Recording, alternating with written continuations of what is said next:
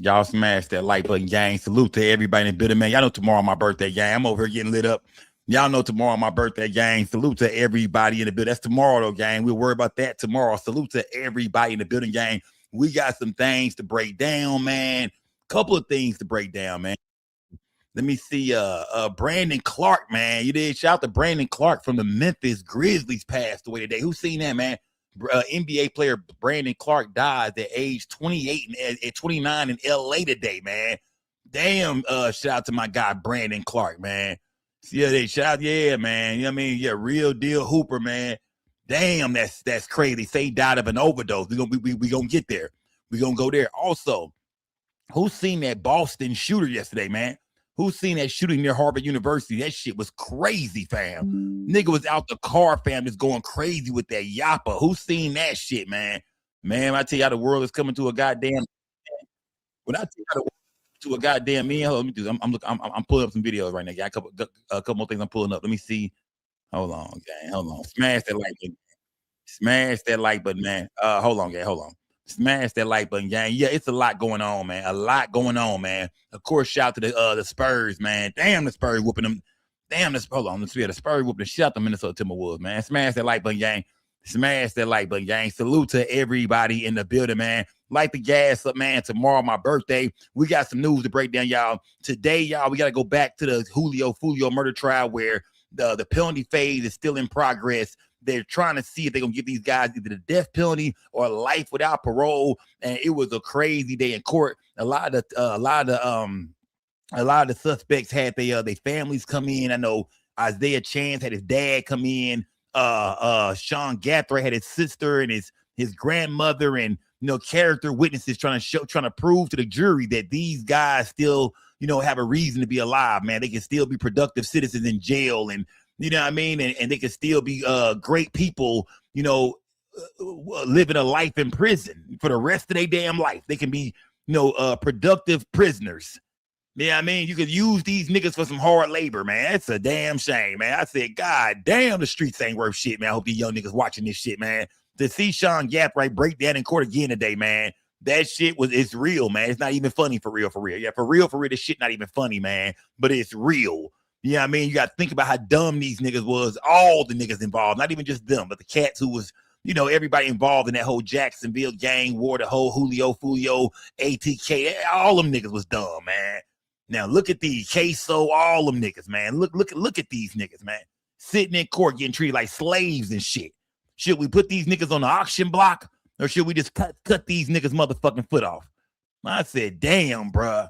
Damn. Also, man, Boosie checked Shawn Cotton ass today. Yeah, Say Cheese TV.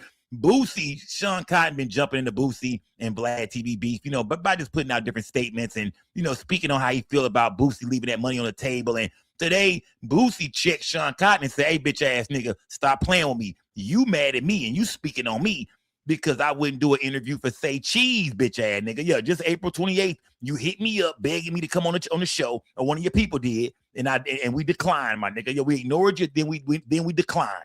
So yeah, Boosie came in Shawn Cotton today. I said, oh shit, man. People need to stay out that shit, man. You did that Vlad and Boosie shit. Everybody that jumps in that shit from Ari Spears to Shawn Cotton gets flamed the fuck up, nigga. Stay out that shit, man. Let them boys handle their beef for their business, however they gonna do it. Because you fuck around and look up and Boosie be back over there soon. You dig? So that's why I fuck jumping in there. If I'm doing business with Vlad or I'm doing business with Boosie, I'm not saying shit about that, man. Because everybody that pick a side on that shit or jump in that shit, then getting cooked, man. We got other stories to break down too, gang. Smash that like button. Salute to everybody in the building, man. We back. Shout out to the Journey, man. Salute to my guy, the Journey. Salute, fam. We back, my nigga. Light that trash up. Pick out all them sticks and all them seeds. Yeah. Pick out all them sticks and all them seeds. Light that trash ass weed up, man. And let's get this motherfucking show started, man. Salute to everybody in the building, y'all. It's most definitely Big Scope Gang, or No Gang, or Don't Bang. Remember, we don't break the news. We just break the news down. Tomorrow is the nigga birthday. You feel me? Yeah. Tomorrow is the nigga birthday. I'm not gonna be on here till midnight. I don't want y'all to see me on my birthday yet. I want to come in. I got a special outfit. I got me a little glitter suit. Yeah. I got a little glitter bow tie type, you know what I mean, type arrangement joint. Little tuxedo type shit. Yeah, I got a glitter tuxedo. So I don't want y'all to see me on my actual birthday, my nigga, till tomorrow, man. Smash that guy. I'll do it for y'all. I'll do that. Yeah, before y'all even say it, I'll do it for y'all, man. Gay. Smash that goddamn like button. Salute to everybody in the bill. Two Dutches, fuck you. You ain't shit, motherfucker. It is. Your mic is going in and out. Well, let me see. Hold on. Let me fix my goddamn mic again, man. Let me fix my mic again. 1 minute, gang. 1 minute.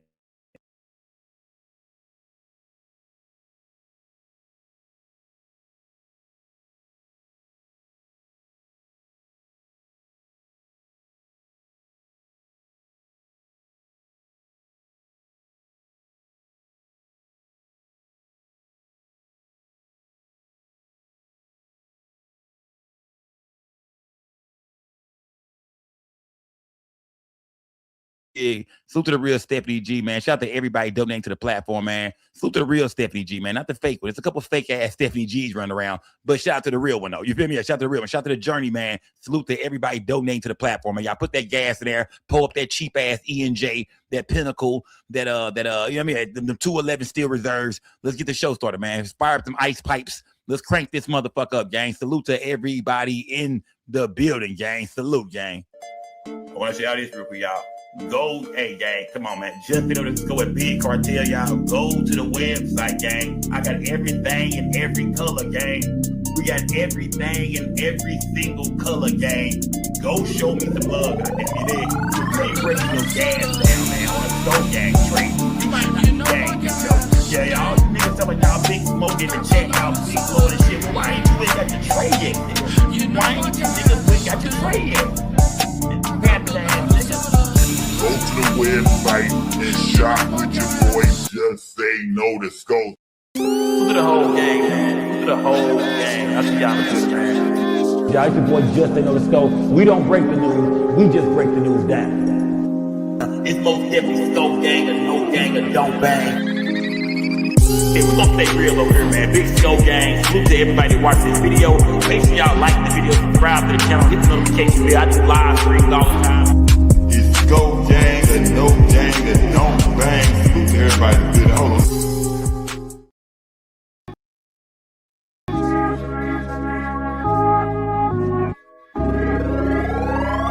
Hey, I keep it G at all times.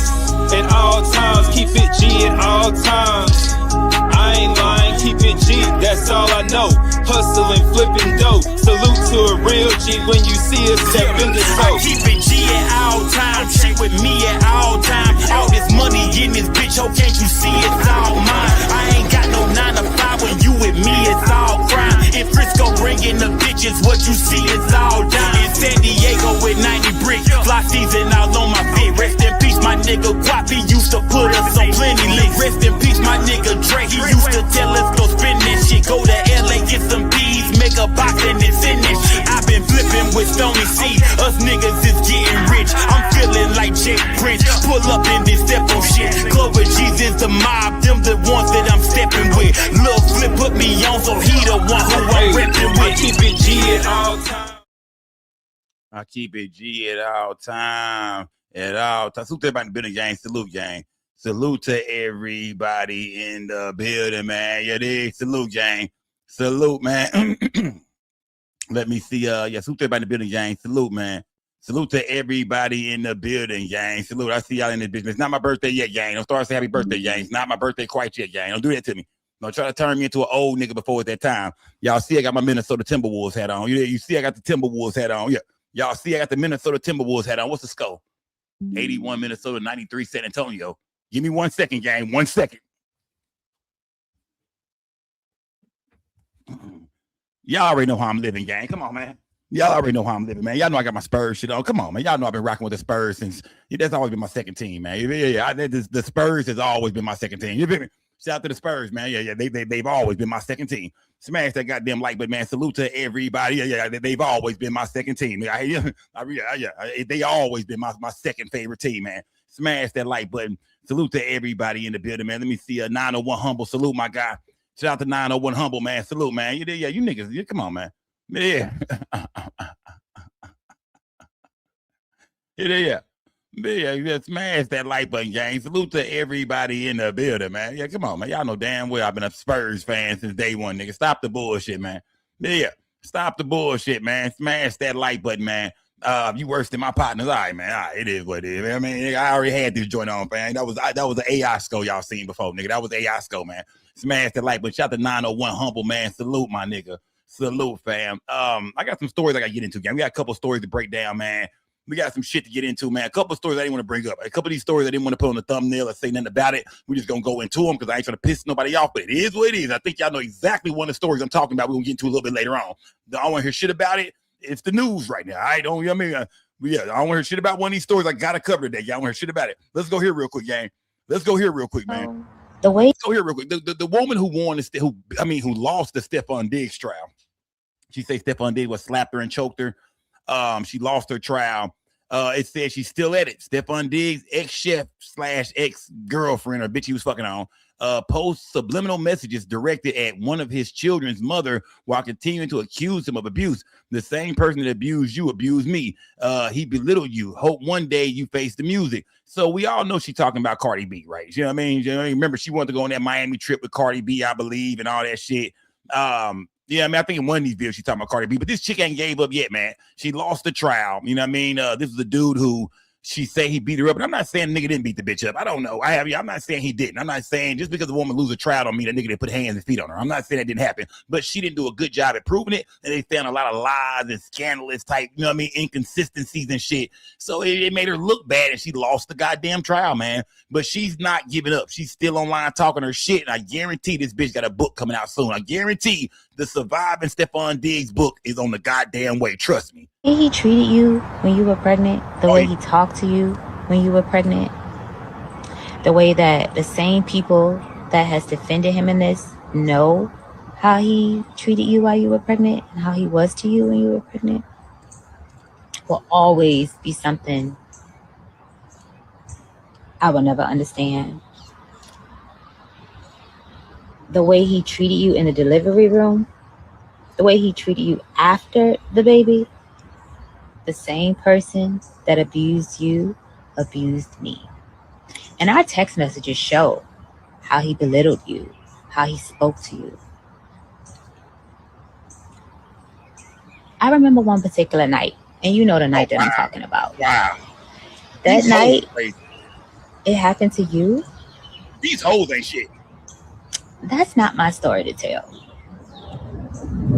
Once again, I apologize. And I hope one day you face the music. And that's all I have to say about that. Wow. Man. Say, fellas, y'all be careful out there, man. They gonna tear a nigga down one way or a motherfucking other. You hear me? You did. They gonna tear a nigga down when he did get in trouble. He didn't get in trouble for beating on you. So you claim. You know what I mean? Now you ain't even worried about the ass whooping you say you took no more. Now you're trying to give us a story about another chick he was abusing. Of course, you got to watch she was pregnant in there. Like, she really trying to destroy this nigga, man. You can see she had ulterior motives the whole time, man. She moved into that house to be a chef. How you gonna move a bitch in you used to fuck, man? I used to fuck the bitch. You gonna move her in to be the chef. You know damn well you was here for it to be a freak thing. See, what happened was she moved into that house and thought she was gonna be hanging out with, you know, Stephon Diggs and Cardi B. She probably wanted to eat Cardi B pussy too. She thought she was going to get to hang around two big celebrities and cooking until she woke up one day. He had 3-4 white bitches over there. A Mexican bitch came downstairs, a little mixed bitch. He had 4-5 hoes over there. Bitch, make 6 plates. Yeah, I got 5 hoes upstairs. I'm going to need 6 plates. I want French toast, strawberries on the side, bacon. Yeah, I mean, yeah, got them eggs and shit, cheese on the eggs, bitch. Yeah. Cheese, eggs, bitch, hash browns and shit, mimosas and shit. Get that shit ready, bitch. She found out she was a real cook. She realized she wasn't here for no party and shit all the time. Bitch, this is not playtime. Get them plates ready, ho. It was a motherfucking orgy going on last night that you wasn't invited to. I'm sure you heard us. But I need them 6 plates down here, bitch. Once she realized that it wasn't going to be fun there, yeah, the bitch started acting up, acting out. He told her she wasn't going to Miami. No, you're not going to Miami. No, bitch, you are not going. You are not on the list. I'm not trying to fuck you this weekend. I don't want nothing to do with you. Stay at home. You know what I mean? Pre-prepare them lunches and shit like that. I got a couple hoes coming over this week when I get back. Have them lunches prepared, bitch. You're not coming. You are the chef. You stay at home and cook when we go out of town. We have chefs in Miami. We got people we know down there that can cook too. You ain't the only one can cook, bitch. Yeah, get your motherfucking ass on. Feelings hurt and shit. You wanted to be with that nigga, but he didn't want to be with you like that. He had other hoes, and you couldn't understand that. You thought you was gonna move in and be the chef, and you was gonna, I mean, come on, man. Talking about her and Cardi B have been picking out outfits. Did you tell Cardi B you have been giving this nigga some head? Did you tell Cardi B? Yeah, I mean that nigga, yeah, he's, you know what I mean? Yeah, nigga, you know what I mean? Did you tell Cardi B that nigga busting you down? Come on, man. You can't trust no scandalous ass bitch that want to be around your bitch and go shopping and hang out with you and keep secrets and shit. I ain't gonna say nothing, man, please. But you gonna say something one day. Get your ass on. If he did slap that bitch, man, salute. Yeah. If he slapped that bitch, that's good for her. Yeah, good for you, bitch. Try to move in and shit. Yeah, I'm gonna move in. I'm gonna be the chef. Then you want to get there and be something else. Get your mother. We don't believe you, bitch. Get out of here. You know she's gonna write a book soon. I'm gonna bring the bitch on the show though. If I can get that on the show, I ain't gonna lie. If I can bring that bitch on the show, I will. Smash that like button, man. You know what I mean? Yeah. She ain't too bad. If we smash that goddamn like button. Salute to everybody in the building, man. They said one question. It says, hold on. It says one question.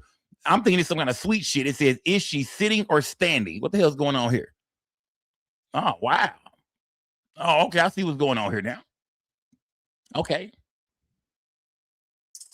Is that a BBL? Yes or no in my chat real quick, gang. Is that a BBL? Yes or no in the chat? Or is that just a natural ass sitting on that table like that? Because that bitch is standing up and sitting at the same goddamn time. She's standing up and she's sitting at the same goddamn time. Is that a BBL? Yes or no, man? Is that a BBL, gang? I've seen this photo a couple times online today. Is that a BBL? Yes or no, gang? Is that a BBL? This bitch is standing up and sitting down at the same time. I've never seen this before. Is that a BBL? Yes or no? It is. Yeah. Big Joe said, don't matter. I knew it, fam. Nigga, Big Joe tell you, but damn, nigga, I don't give two fucks, fam. I don't care what it is, fam. I don't give a damn. Big Joe said he don't care if that's a man or a woman. He said, man, I don't give. All right, he didn't say that. All right, he didn't say that. All right, yeah. Gay. He didn't say that, but you're a freak bull ass nigga, fam. Man, that's crazy though, man. It's some shit. There's some shit in them comments over there too. God damn, it's going down that page. I'm gonna get around to the Boston shooter in a minute too, gang. I will speak on the Boston shooter. Who's seen this right here, man? It says jury awards $50 million after Starbucks tea spills and leaves driver permanently injured. Damn, bro, I gotta find me a lick. Man, I've been telling you this for the longest, man. I gotta find me a lick, bro. They spilled some hot tea on this nigga, and this nigga won $50 million from Starbucks. I gotta find a lick, bro. You mean to tell me this lick been sitting in my face the whole goddamn time, and y'all ain't saying shit to me, my nigga? All I gotta do is spill some hot coffee on me, my nigga. Man, I gotta find a lick, fam. If you've been injured by negligence, call 1-800-427-2215. Oh, yeah, I'm calling that number after the show, gang. I'm calling that number after the goddamn show, man. I'm looking for a lick, man. I went in Walmart yesterday. I put a little water on the ground, a little bottle of water in my pocket. I put a little water on the ground, slipped and fell. They said, we got your black ass on camera. Get up before we call the laws. I had to get the fuck up out of there, fam. I'm not welcome back no more. They put a restraining order on nigga and everything, fam. I've been trespassed and everything, my nigga. I've been out here trying to get some paper, y'all. I'm trying to find an easy way out, y'all. I'm trying to work easy in life. I don't want to do shit, man. I'm not doing no work, gang. I'm trying to find the easy way out in life. You niggas go to work every day if y'all want to. I refuse to do it, fam. I'm looking for the easy way out in life, goddammit. Smash that like button, man. Nigga, I'm looking for the easy way out, nigga, and I'm gonna find it one day. Y'all smash that goddamn like button and salute to everybody in the building, man. That's crazy, my nigga. Where do I want to go, man? Let me see. I already seen that. We seen that. Did y'all see these niggas at this cookout, man? Did y'all see these niggas at this cookout? I know y'all seen this online all day, man. What the hell was these brothers making? Somebody tell me right now, what was these niggas making out here, man? And why the fuck was they cooking so close to the goddamn trees? Them niggas damn near in a creek, man. They gotta be every bit of a creek back there, bro, behind them damn trees. We know what a creek look like, nigga. It's a creek behind these trees, nigga. Why are these niggas cooking so close to the goddamn trees, man? This is what not to do when you're starting a fire. Why is these niggas so close to the trees? Oh, this is what not to do. The whole cookout. Something's gonna blow up. Y'all better back up. That propane tank done fell over, bro. That propane's finna blow up. Oh, nigga, I'm out that hoe, fam. I'm gone. It done fell over in the fire. I'm gone, nigga. I'm out this bitch. I'm gone. Cookout over with, nigga. Man, that's like you niggas in the chat cook, man. Can't cook shit. This is man. This how you niggas in the chat cook, man. Some of you women too, man. Yeah, don't let me. I don't know what they had going on, but they would have got old SCO out there. Would have been everything. Would have been all right. You didn't put me on the ones and twos, barbecue, whatever kind of cooking you trying to do, seafood boil, whatever you trying to do, man. I'm the nigga you want to get, man. Everything. You know what I mean? I'm a chef. You did. I don't talk about it that much. My culinary days over with, but you know what I mean? My culinary days over with, gang. But you know what I mean? Yeah, should have put me on that motherfucker, man. Smash, yeah, come on, somebody said, come on, you did, yeah. Smash that goddamn like button, man. Yeah, these niggas all online doing, showing you what not to do with a motherfucking cookout, gang. And to all you niggas in the chat hating on me right now, fam, you did. Yeah, to all you stay fly over the time out, man. Don't ever hate on me, my nigga. I'm sick of you niggas hating. I used to be a fucking chef, my nigga. Everybody know it. Niggas who knew me back in the day, they know it. I don't want to do this, gang. I don't want to do this, man, but we got to, gang. Y'all see it on the screen. Y'all know what I'm finna do. Y'all know what I got to click on. I know y'all don't like to talk about this, man. He just had a movie come out. I don't like the way they betrayed Joe Jackson, but in Australia, man, 60 Minutes, they did an interview, man. They interviewing a family who's saying that they spent a lot of time with Michael Jackson, and these are some of the new claims. They've been saying this, but I think at one point in time the family said it wasn't true. Then they said it's true. Then they said, I'm not for sure who. Which there's been so many people that come out on Michael Jackson lying and saying this and that, making up shit, looking for money. You really don't know who to trust in this shit no more. But these are some of the new allegations on Michael. It started with what he would call the booty rumble, where he was laying down on the bed and he would lay me on top of him with my genitals up against his, and he would shake my butt, and while he would shake, he would kind of like push up against me.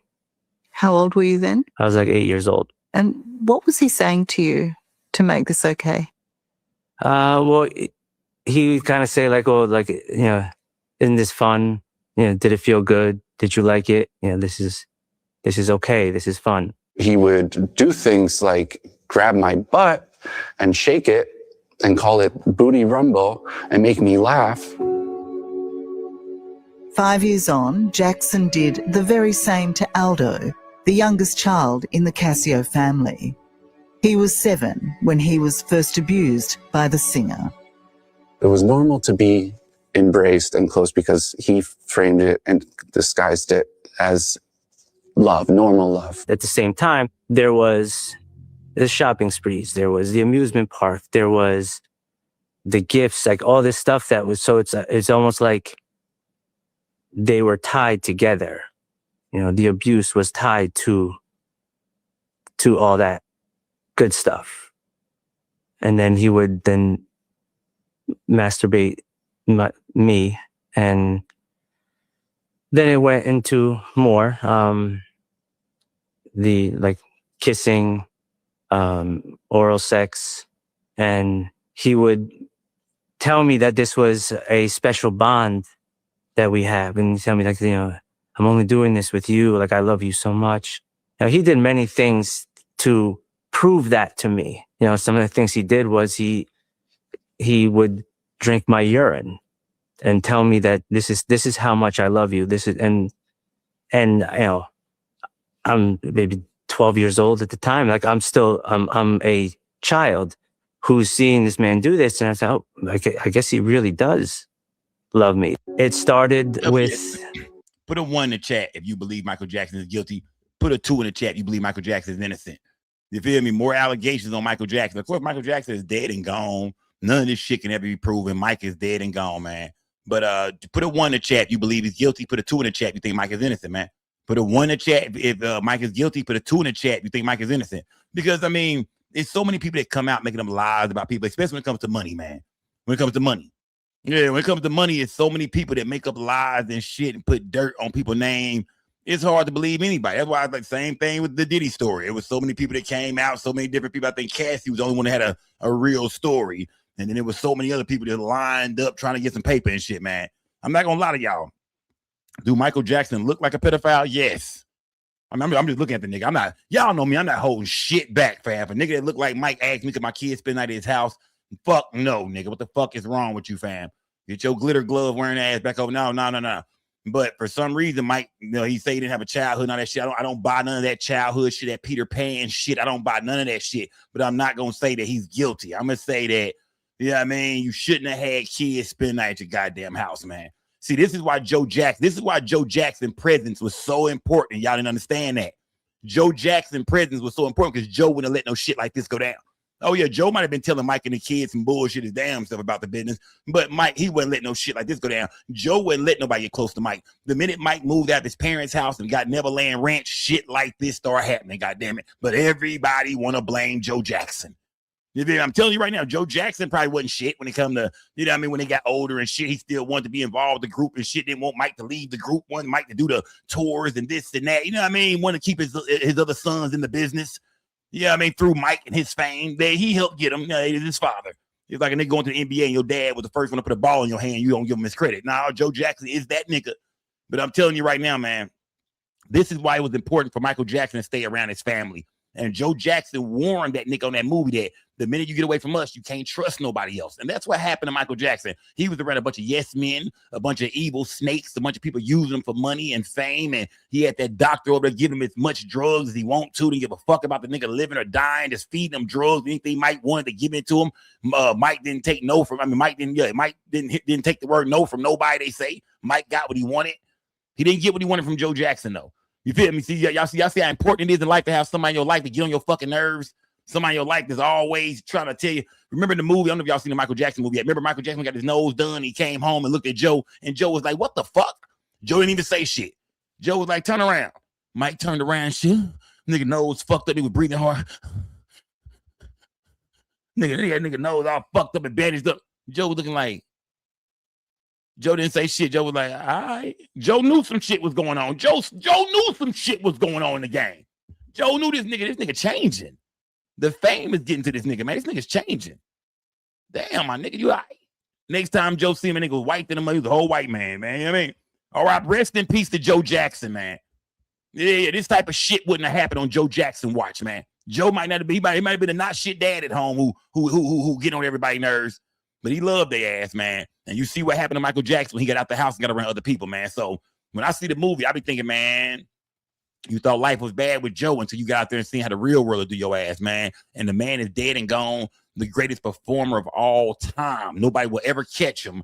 But then you got this shit right here in the shadows, man. Niggas talking about Michael Jackson was doing the booty rumble. You know what I mean? He was rumbling my booty cheeks at night. He was drinking cups of urine and shit. I'm not saying I believe all that shit, but it's just crazy to hear him put that dirt on that man's name. Gay! One more time, please. Gay! All that shit I just said was gay. You know, all that shit, man. Yeah, smash the like, but man, whoever stopped watching, y'all can tune back in now. Yeah. Rest in peace to Michael Jackson, man. I'm not, R.I.P. to Michael Jackson, man. Shut the mic out, King Mike. They're mad because they don't own the estate, so they're trying to ruin his legacy, said King Mike, man. So the King Mike, y'all put some color in this chat, goddammit. Turn me up. Put some color in this chat, man. Turn me up, man. Yeah, turn me up, gang. Turn me up, man. Put some color in my chat. God damn it. Tomorrow is my birthday, and we're gonna pull up, we're gonna smoke out, we're gonna kick it. And I'm gonna remember y'all said Cardi K, you say you'll give me about at least $200 tomorrow. Y'all say y'all gonna make sure I get $2,500 tomorrow. So we going in tomorrow, gang. I got some new shit I'm trying to buy. Y'all gonna help me buy it. Smash that goddamn like button, man. Salute to everybody in the building, man. But yeah, either way, these could be some clout chasing, gold digging, money hungry vultures and shit like that. Like I said, I don't like Michael Jackson's behavior. I didn't like when I seen the video of him telling kids they can sleep in his bed. I'm like, no, Mike, don't do that. No, Mike. Because even if you innocent, Mike, even if you do just love children, want to help out kids, needy kids, bro, that's not how it always works. That's not the world, bro. That's not the real world, Mike. You cannot do shit like that. You cannot get in the bed with people's children. You can't do that. So if you in my chat right now and you like laying in bed with people's kids and shit, you want to invite your homeboy son over and let him sleep in your bed, you shouldn't do that. You shouldn't. In case y'all don't know, you shouldn't do shit like that. You shouldn't get in the bed with people's children. Yeah, that's not the thing to do. And I think that got Mike caught up, man. Y'all say Mike was trying to be cool. He wanted to be a kid. You cannot be an adult and try to be a kid again because people might call you a molester. Yeah. When you're an adult and you still have the urge to want to be a child, people usually call niggas like that a pedo or a chester. So yeah, can't do that, Mike. If I would have been around, I would have slapped the shit out. Wake your bitch ass up, nigga. Quit letting these damn kids, quit letting these little white boys come over here, man. No, Macaulay Culkin is not spending the night tonight. Fuck no. Nigga, get some hoes over here. Nigga, get some hoes over here. Oh, them bitches beating the dough down, Mike. I would have fucked Mike up if I was like a sit on one of his partners or something. These bitches beating the dough down, nigga. Hoes throwing their drawers, panties, and bras and shit on the porch, nigga. It's 80,000 hoes outside right now, nigga. You got them kids in here. Get them kids out here and turn this bitch up. I was mad than the bitch and Mike all part of the crew. Get some hoes in here, nigga. You know how many orgies they could have been having in that bitch every night? Could have been 30 hoes. Man, we could have had, man, Michael Jackson could have fucked more women than any man on earth, even more than Wilt Chamberlain. So yeah, I need to hear about more women in Mike's life, man. You know, I know he hit Diana Ross. That's about it. Smash the like, but man, either way, rest in peace to Michael Jackson. If y'all haven't seen the movie yet, go see it. Even though they don't touch on none of this in the movie, they keep all that away from the movie. If you haven't seen the movie yet, go see the movie, gang. Yeah, if you haven't seen it yet. after his daughter was okay. I didn't know what I thought that was Bill Cosby. What the fuck, Bill Cosby? Drake. Is it Drake and Rick Ross? Now it's crazy that yesterday we just seen Rick Ross trying to give a little speech about, man, I want to see you win. Remember, I told y'all, I said Rick Ross is full of shit. The way he was talking to Drake, or the message he was trying to give him, I want to see you win, homie. You feel me? Like, I'm a boss. This is Big Rose. You know, I just want to see niggas win. I was like, nah. Yeah, I just want to see these niggas win, fam. I just want to see niggas, you know what I mean? I'm a boss. I was like, he talking shit while not talking shit, but kind of talking shit. Don't never trust shit Rick Ross say when he talking about a nigga he into it with. He gonna make it seem like it's cool, but really it's not. That's what he did to Drake, and I warned y'all. Today, he came out with a new statement. You keep it real. That's why this is my favorite challenge. After the Journey, man. The Journey, you know I'm keeping it real, the Journey. Everybody else gonna sugarcoat shit, be lying, trying to say what the chat want them to say. Nigga, man, fuck the chat, nigga. It is. I catch half the niggas in this chat. It's up. Smash that like button, gang. But Rick Ross, today he was talking totally different than what he was yesterday, gang. Smash that like button, man. My boy JT Barnett, man. I have to hit you back, bro. Gotta hit you back, fam. Smash the like button. Weird that I don't know why you guys don't get along. Why? What happened? It's a lot of people that don't know, but it was just, you know, he lost focus. That's it. I'm sure he's back focused now.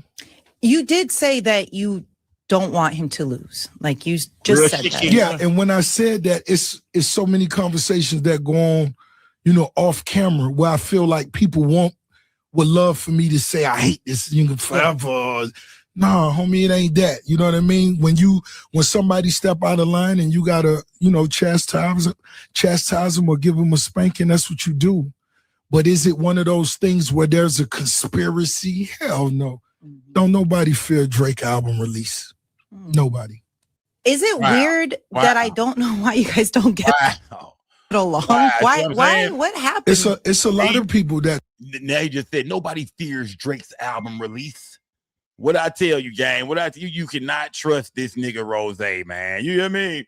You cannot trust Ricky Rose, man. At the end of the day, he talking like he K-Dot. He talking like he Kendrick Lamar. He talking like he dropped the goddamn Not Like Us record. Nigga, you didn't do shit, bro. You actually got some classic records with Drake that needs to be performed, my nigga, and they can't be performed no more because you don't fuck with the nigga. So it is, yeah. I mean, see some. Let me see. Okay, bet. Yeah. I mean, come on, man. Yeah, you didn't do shit to Drake, man. Y'all jumped the nigga. K-Dot won on his own, though. K-Dot didn't need all them niggas. K-Dot won on his own. Shout out to the West Coast. Shout out to Kendrick Lamar. He did his thing. They both was dropping mediocre records, and K-Dot came out of nowhere with that West Coast shit, with that debate beat, nigga. I mean, that's a hard ass song, whether it was a diss song or not. That was just a good ass record, man. So K-Dot won, man. But why is Rick Ross going on tour and shit now, got an album coming out? He acting like he just put Drake down, like he did it. You went to Vancouver and they beat your motherfucker. Don't forget when this nigga went to Vancouver, fam. They fucked this nigga. Remember that shit? Nigga went to Vancouver. They chased Ross out of there. It was on him and 4 of his niggas, and he left his niggas. He one of the biggest niggas too. He a nigga that big shouldn't even need security. Even though he got little legs, he built like a goddamn corny dog, like a push-up. The nigga fat, the top, little bitty ass legs and shit. Yeah, I mean, nigga ain't got no boxing game whatsoever, I guarantee you, man. Because we didn't see that nigga throw one punch, man. Somebody hit that nigga with a drink. They got the stealing off of him, and his niggas whooped his security real fast. If you got a big security guard, trust me, nobody's scared of your big security guard, bro. Niggas will get on a big nigga ass in a heartbeat, bro. A big nigga, once he falls, the whole fight is over. And them the type of niggas Rick Ross had with him. One of his security guards got fucked up. His DJ was over getting stomped to sleep. Remember, nigga put his DJ to sleep, nigga. Rick Ross gone. But you talking like you done did some shit. Yeah, man, them boys got on your ass. You went out there. And I ain't saying Drake did that, but I'm just saying they didn't have no love for you, nigga. Don't forget, you took some L's in this whole shit, Ross. You the only nigga in the whole thing to take a physical L in that beef. So yeah, shout out to Rick Ross. I fuck with Rose. Yeah, I do. I fuck with Rick Ross, man. I can't wait for the movie to come out on the Remy Network. You know what I mean? Yeah, they starring. I see that nigga little Flip is in the movie. I meant to ask Flip, bro. What the fuck is you doing in that Rick Ross Remy Ma movie, bro? What is it called? The Biggest Boss? Yeah, what is you doing in that shit? I gotta ask that nigga, man. But either way, gang, shout out to Rick Ross. He got an album coming out June 12th. He's on a promo tour. He got a book. He got Bel Air. He's still selling shit. He got a middle finger full of diamonds, some shit, middle finger ring and shit. But he's like he using Drake as kind of like part of the promo shit now. And it's like, fam, you didn't catch that body, my nigga. Yeah, you are perpetrating just like you did by being a CEO and not telling us that shit, just like you did by taking Rick Ross, the real Rick Ross name, and running off with a nigga whole name. And here you go again with this perpetrating ass shit, bro. You didn't catch that body. K-Dot did, fam. Quit trying to claim some shit you didn't do, my nigga. Smash that like button and salute to everybody. But we got some real news to get to now, gang. I need to get over to the real news, man. I need to stop fucking around. Let me see. What was I finna say? It says, hold on. It says, I'm tired of social media putting out fake ass shit, man. It says this is a woman. A woman says, so I asked my kid's father. First of all, I don't know if this is supposed to be the white bitch right here or what. I don't know what this is, man, but I'm not sure if this is a photo of the woman or what. But it says, so I asked my kid's father to drop groceries off, and this is what he brought. I'm not ungrateful, but this isn't enough for 2 growing kids. No effort was put into it. A homeless person would probably turn this food down. I wish men would treat their kids like they actually want to be in their lives. This is bare minimum. Now let's look at this food they sent, man. That's like, this whole shit is bullshit. Who put this up? Who was sending this for some goddamn kids, man? What one craft bar? Who is sending this for some damn? What are these, man? Some prunes? Some blackberries? This ain't no list for no damn. This is some bullshit, man. This grocery list clear as day belong to somebody 60 and better. Look at this motherfucking bread over here, bro. Look at these 3 potatoes, bro. 3 potatoes, man, a fucking onion, some insurance shit, man. This is some organic motherfucking salad, some grapes, and some goddamn cuties, and some oranges. Yeah, fucking right, man. This ain't hardly this shit ain't hardly the motherfucker. That shit is fake, gang. That shit is fucking fake, gang. What the fuck is that, bro? That's fake as fuck, man. Hold on. What the fuck happened to my fucking photo, man? Yeah, that's fake as fuck, gang. You know what I mean? The internet just put out any goddamn thing these days, man. Yeah. And I don't treat them like they are. Yeah, the internet, this is fake, man. That's an old nigga grocery list, man. Right. Yeah. That's an old nigga grocery list. Y'all stop bullshit, man. Somebody said that costs $500 though. Them do look like some expensive ass pork chops on top. I ain't gonna lie to you. Them do look like some expensive ass pork chops on top, man. Yeah. Them pork chops might be at least goddamn $14, $15 a goddamn pack right there, man. But other than that, I don't see no goddamn cereal. Nigga, I don't see no milk. Nigga, I don't see no Gushers. I don't see no oatmeal cream pies, no Starburst, no Twinkies, no goddamn nigga nothing, fam. No candy, no nothing, nigga. You know what I mean? Come on, no ice cream. This ain't hardly what a nigga bought for some goddamn kids, man. This is an old nigga and an old bitch. This is an old couple about 50 or better. This is they motherfucker. It might be 60 or better, matter of fact. Yeah, this might be 60 or better. Fuck out. This type of shit my mama go to the store and get, man. Stop the bullshit, man. The internet makes, that type of shit my mama go to the store and get, man. Yeah, that's insurance. Why the fuck would a nigga bring some kids some insurance? Smash that goddamn like button, man. Salute to everybody bitter, man. Let me see. Dominique said, I don't believe this is a real text exchange. I don't believe you're a real person, Dominique, because you're everywhere. You're everywhere. This account is private, 2.5 million. You comment under everything. This bitch is not real, man. I'm investigating this bitch right here. Smash that like button. Salute to everybody. Yeah, that bitch is not real. Smash that like button. Yeah, I'm gonna get out of here, man. Let me get out of here. Oh, I seen this right here too, man. Did y'all see, man? 2 NBA niggas died today, man. 2 NBA niggas died today. Brandon Clark from the Memphis Grizzlies passed away, and also the first gay basketball player of all time, man. It says the first openly gay NBA player, Jason Collins. Remember, he played for like the New Jersey Nets or something like that. I want to say. I think Jason Collins played for the New Jersey Nets. The first openly gay NBA player, Jason Collins, dies from cancer at only 47 years old, man. Damn, bruh. Yeah, I remember this nigga right here. I remember he came out and shit. Remember, niggas didn't want to be in the locker room with this nigga no more. It says a 13-year NBA veteran, Collins played for several teams, including the New Jersey Nets, Boston Celtics. Okay, yeah, I remember the New Jersey Nets. I don't remember him going to the Celtics, but I do remember him on the Nets. Damn, bro. Yeah, he was there. Niggas didn't want to be in the locker room with this nigga. Niggas weren't trying to shower around this nigga. None of that shit, bro. He was the first openly gay NBA player, man. Can we get a moment of silence for that nigga, man? Yeah, please, y'all, bow your head. Can we get a moment of silence for that nigga, man? Let's get a moment of silence for that nigga, man. Everybody, give a moment of silence for this nigga, man. Gay! Ha! Gay! Ha! Gay! Ha! Gay!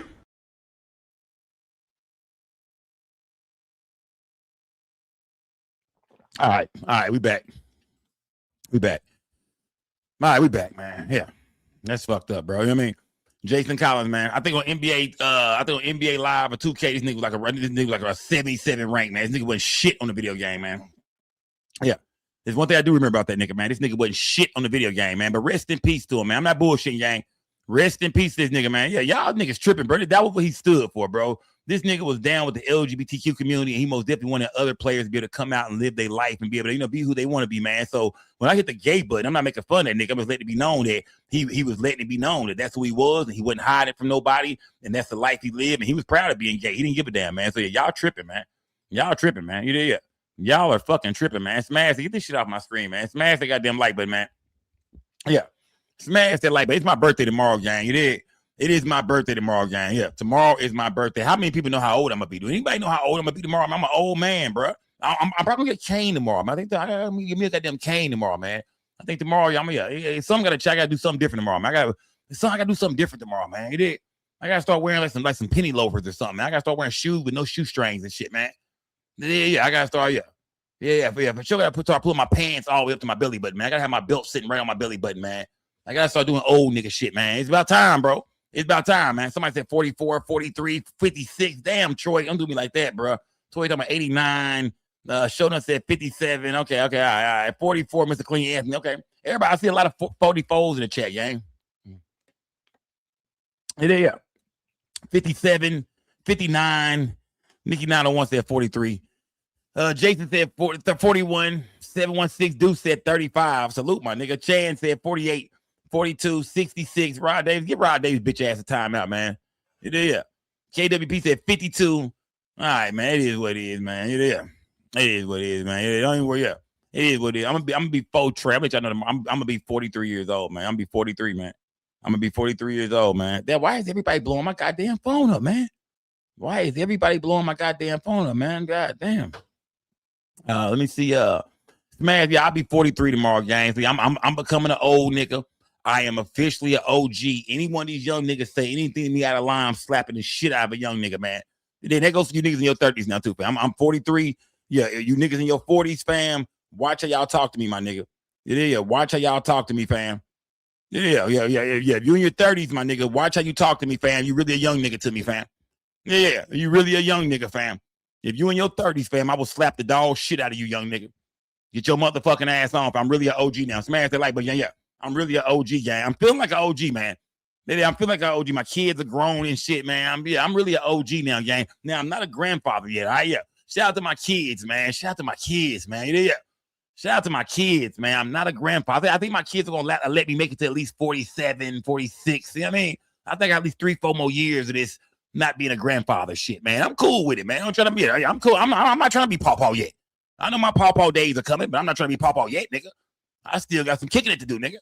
Yeah, I think I got kicking it to do. They got me fucked up, and them kids and them grandbabies ain't gonna stop it. But nah, nigga, no. When my grandkids come, I'm officially an old ass nigga. That ain't here yet, gang. Yeah. Shout out to my kids, man. Yeah, shout out to my kids, man. Especially my goddamn daughter. Yeah, girls be the one you be worried about. Boys, we know them niggas that be done brought one home. You motherfucker, they do it, wouldn't be surprised. You motherfucker. But your daughter, you be like, that's the one, man. No, baby, take your time. Don't do that. I mean, don't rush into nothing. My daughter 23 years old. Yeah, she beat the curse of my whole family damn near, nigga. You know what I mean? Yeah, man. Man, that was a family curse we had, man. I ain't gonna say a family curse, but you know what I mean? A lot of young mothers in my family, and you know what I mean? And you know what I mean, had it rough coming up, man, young with children. My daughter beat the curse, man. You did. So yeah, I'm not a pawpaw, nigga. Salute to everybody in the goddamn building, man. Salute, gang. Ty, what's good, man? Where was I going with this shit, man? Where was I going? Let's go back to the NBA game. We just talked about the gay basketball player Jason Collins passed away, 47 years old, cancer, man. Rest in peace to Jason Collins, man. Let's go here, man, because a Memphis Grizzly basketball player died, man. Brandon Clark, man. Brandon Clark, man. I don't know if y'all ever heard of him before he plays for the Memphis Grizzlies. I want to say, was he drafted there? I think he played for another team before Memphis. But good player, man. Good player. I think his NBA 2K ranking was like a 70, 77 or something like that. I know everybody from 2K mostly these days. But he passed away, man. Some people say it's a mystery to how he died, but they saying it's a possible suicide. San Fernando Valley, a stunning death of a young NBA player is now under investigation. TMZ reporting that Memphis Grizzlies forward 29-year-old Brandon Clark died yesterday, possibly from a drug overdose. KTLA5's Jillian Smuckler joins us live with more on this breaking story. Jillian. Hi, guys. Yeah, we are in Woodland Hills, and neighbors here tell me this street was lined with police cars for several hours yesterday after you just mentioned it. Brandon Clark reportedly found dead inside this home behind me. And even today, there is still some activity happening. I'm going to step out of the way so you can get a better idea of what exactly is taking place. You can see that Lamborghini parked in the driveway here with that Tennessee license plate. That's been in the driveway all afternoon. And just within the last hour, we actually watched a notary arrive at the property as investigators continue piecing together exactly what happened here. Now, today, shock continues pouring in across the NBA after the Memphis Grizzlies forward died at just 29 years old. Law enforcement sources tell TMZ that Brandon Clark was found dead Monday evening inside a San Fernando Valley home. Now, investigators say drug paraphernalia was found at the scene. And while the official cause of death has not been determined, the case is reportedly being investigated as a possible overdose. His death comes just weeks after Clark was arrested in Arkansas on charges including possession and trafficking of a controlled substance following an alleged high-speed chase. Now, Clark, he spent his entire 7-year NBA career with Memphis after being drafted in 2019, known for his energy. Okay, so they saying, so he was drafted to Memphis, man. So he been in the midst of, so Lady Beast, y'all familiar with this nigga, man. Raven, I said you sent me this story earlier, so y'all very familiar with Clark. You know what I mean? I didn't realize that he was drafted there. I knew he'd been there for a couple of years, but I didn't realize, a lot of niggas move around team to team. So Clark has been with the Memphis Grizzlies his whole career. They saying it looks like an overdose. The boy was going through some shit. We know damn well them niggas didn't make the playoffs. See, this is why niggas gotta make the playoffs, man. The playoffs might have saved this nigga, man. It is. Yeah, this is why John Morant gotta get his shit together, man.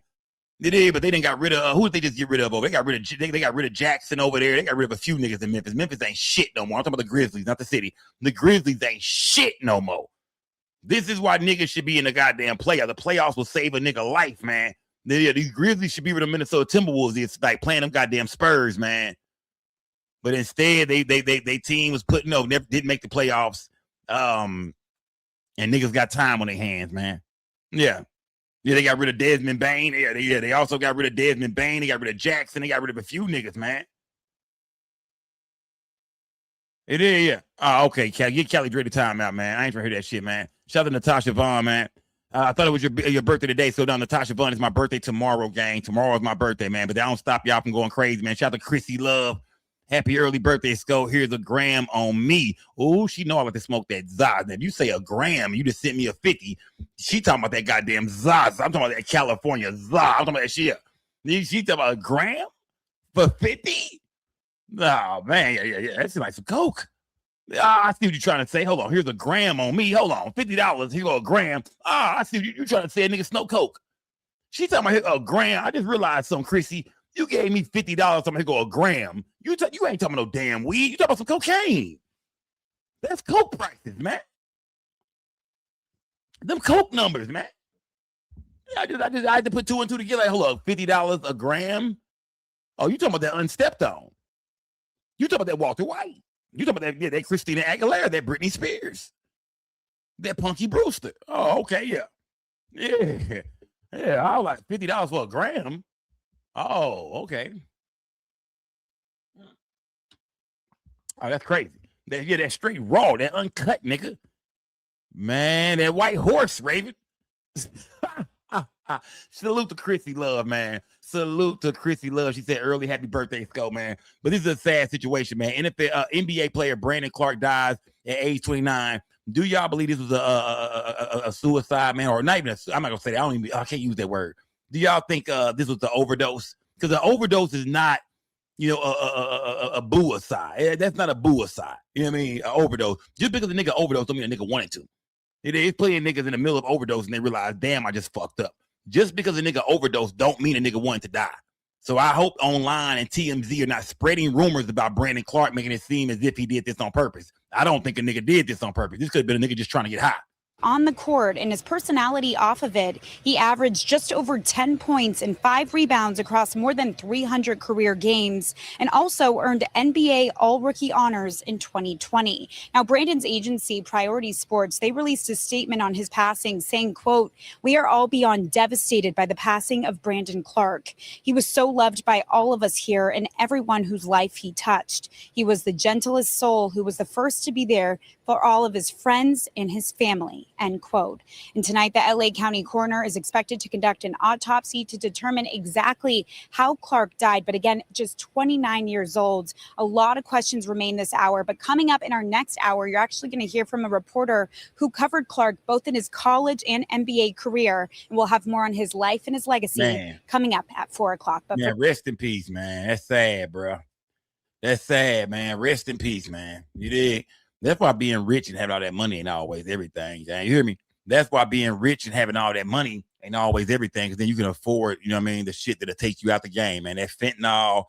Tell me, y'all, do y'all think it's let me see, do y'all think they putting fent in the bud? Do anybody think they putting fentanyl in the bud these days, man? Talk to me in the chat. I just want to know something from my chat real quick, man. We talking about an overdose here, something that I believe was probably clear as day an accident. I don't think the man wanted to die. He might have been going through some things and shit, or might just be getting hot. Nigga might have been snorting some powder, popping a pill. 9 times out of 10, it probably came from some pills.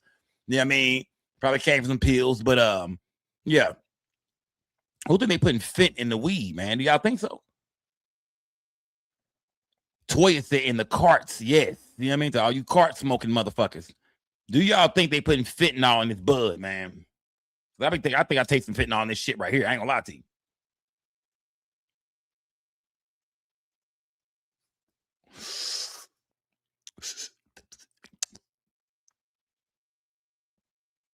Yeah, that might be a little fent. Man, that goddamn light button, gang. You know what I mean? Y'all be careful out here, man. Yeah, y'all be careful out here, man. Some people said no. I don't know about that. Y'all don't know if they putting fentanyl in the weed, man. I don't think so, man. Weed ain't really. I don't say they're gonna put fentanyl in the weed for real. You know what I mean? I don't see how you put fentanyl in weed, but either way, gang. You know what I mean? I don't know. Shit, I have no clue, man. But smash that like button, gang. Salute to everybody. But rest in peace to Brandon Clark, man. Shout out to everybody from Memphis, man. Shout out to the Grizzlies, man. My heart go out to his family. Condolences, man. Like I said, I was playing a season with the Memphis Grizzlies not too long ago, man. I had Brandon Clark on my team and shit. I was fucked up when I heard this news, man. You did? Because overall, Brandon Clark was a good player, man. Overall, I say he was a decent player, man. Y'all smash that like button. Salute to everybody in the goddamn building, man. Rest in peace to him, man. Man, I hope YouTube don't get to playing with me, gang. You know what I mean? I hope they don't start, because this is a story that everybody's been covering. I got it off the news, so I'm telling YouTube right now, fair use in play. Viewers' discretion is advised. This is on the real news. This is all over the news, gang. So let's see how YouTube treat me tonight when I just show some shit that's on every news channel, ABC, NBC, everywhere. Let's see how they treat me, gang. Yeah. Viewers' discretion is advised, man. You know what I mean? Fair use, gang. This is most definitely fair use right here, gang. This is news, nigga. In Boston, a nigga went crazy, man. Oh, lumphead ass nigga went crazy, man. I'm not for sure about what even happened. I just see this shit all over the news. Shooting suspect, criminal record. So this is the guy where he said new details about Boston area highway gunman. Some guy jumps out on the highway in Boston near Harvard University with a goddamn stick and just get to busting at everybody. How is this nigga still alive? I don't know. I have no clue why this nigga is alive. It is, because this nigga jumped out on some Rambo shit. And I even thought at one point in time I seen him get hit by a bullet. I thought I seen him get hit in the head at one point in time. Smash that like button, suit to everybody in the building, gang. The world is crazy. No matter where you go, gang, ain't no such thing as going somewhere and everything gonna be okay. All that shit about, oh yeah, man, if you live on this side of town, if you live over here, or if you only go hang out over here, ain't no such thing as that kind of shit no more. Niggas go crazy everywhere. Tonight, we are learning more about the suspect who allegedly fired dozens of rounds with an AR-style rifle on a major road near Boston yesterday. He was charged with firing at Boston police officers in 2020 and had prior criminal convictions. CBS Weekend News anchor Tamika Duncan. Oh, run that shit back, bro. CBS. Hold on, fam. Callie Dre looking ass nigga. Nah, bro. Get this nigga. Get over here, fam. Pinky in the brain looking ass nigga, bro. Nah, bro. Dak Prescott looking at nigga, bro. Nah, bro. Yeah, break down. Yeah. Hell nah, bro. What the fuck is this, bro? And I hate to see it look like a nigga. This could be a Dominican though. This could be a Puerto Rican cat. I don't know. I'm hoping this nigga ain't black, man. Black people, we done went through enough shit with these school shootings and niggas jumping out at clubs and shit. Like, we don't need no more shit on our jacket, man. This is some white boy type shit, man. Just coming out of nowhere with a machine gun, shooting at random people on the highway and shit. This some white boy shit, man. I hope this ain't no nigga, man. Yeah. Big head ass nigga, man. Smash that light, but yeah. Hetty Murphy looking ass nigga. Somebody VA supposed to head doctor looking ass nigga. Smash that light, but gang. Yeah. Get the fuck out of here, man. Get the fuck out of here, man. Who is this nigga, man? Wow, bruh.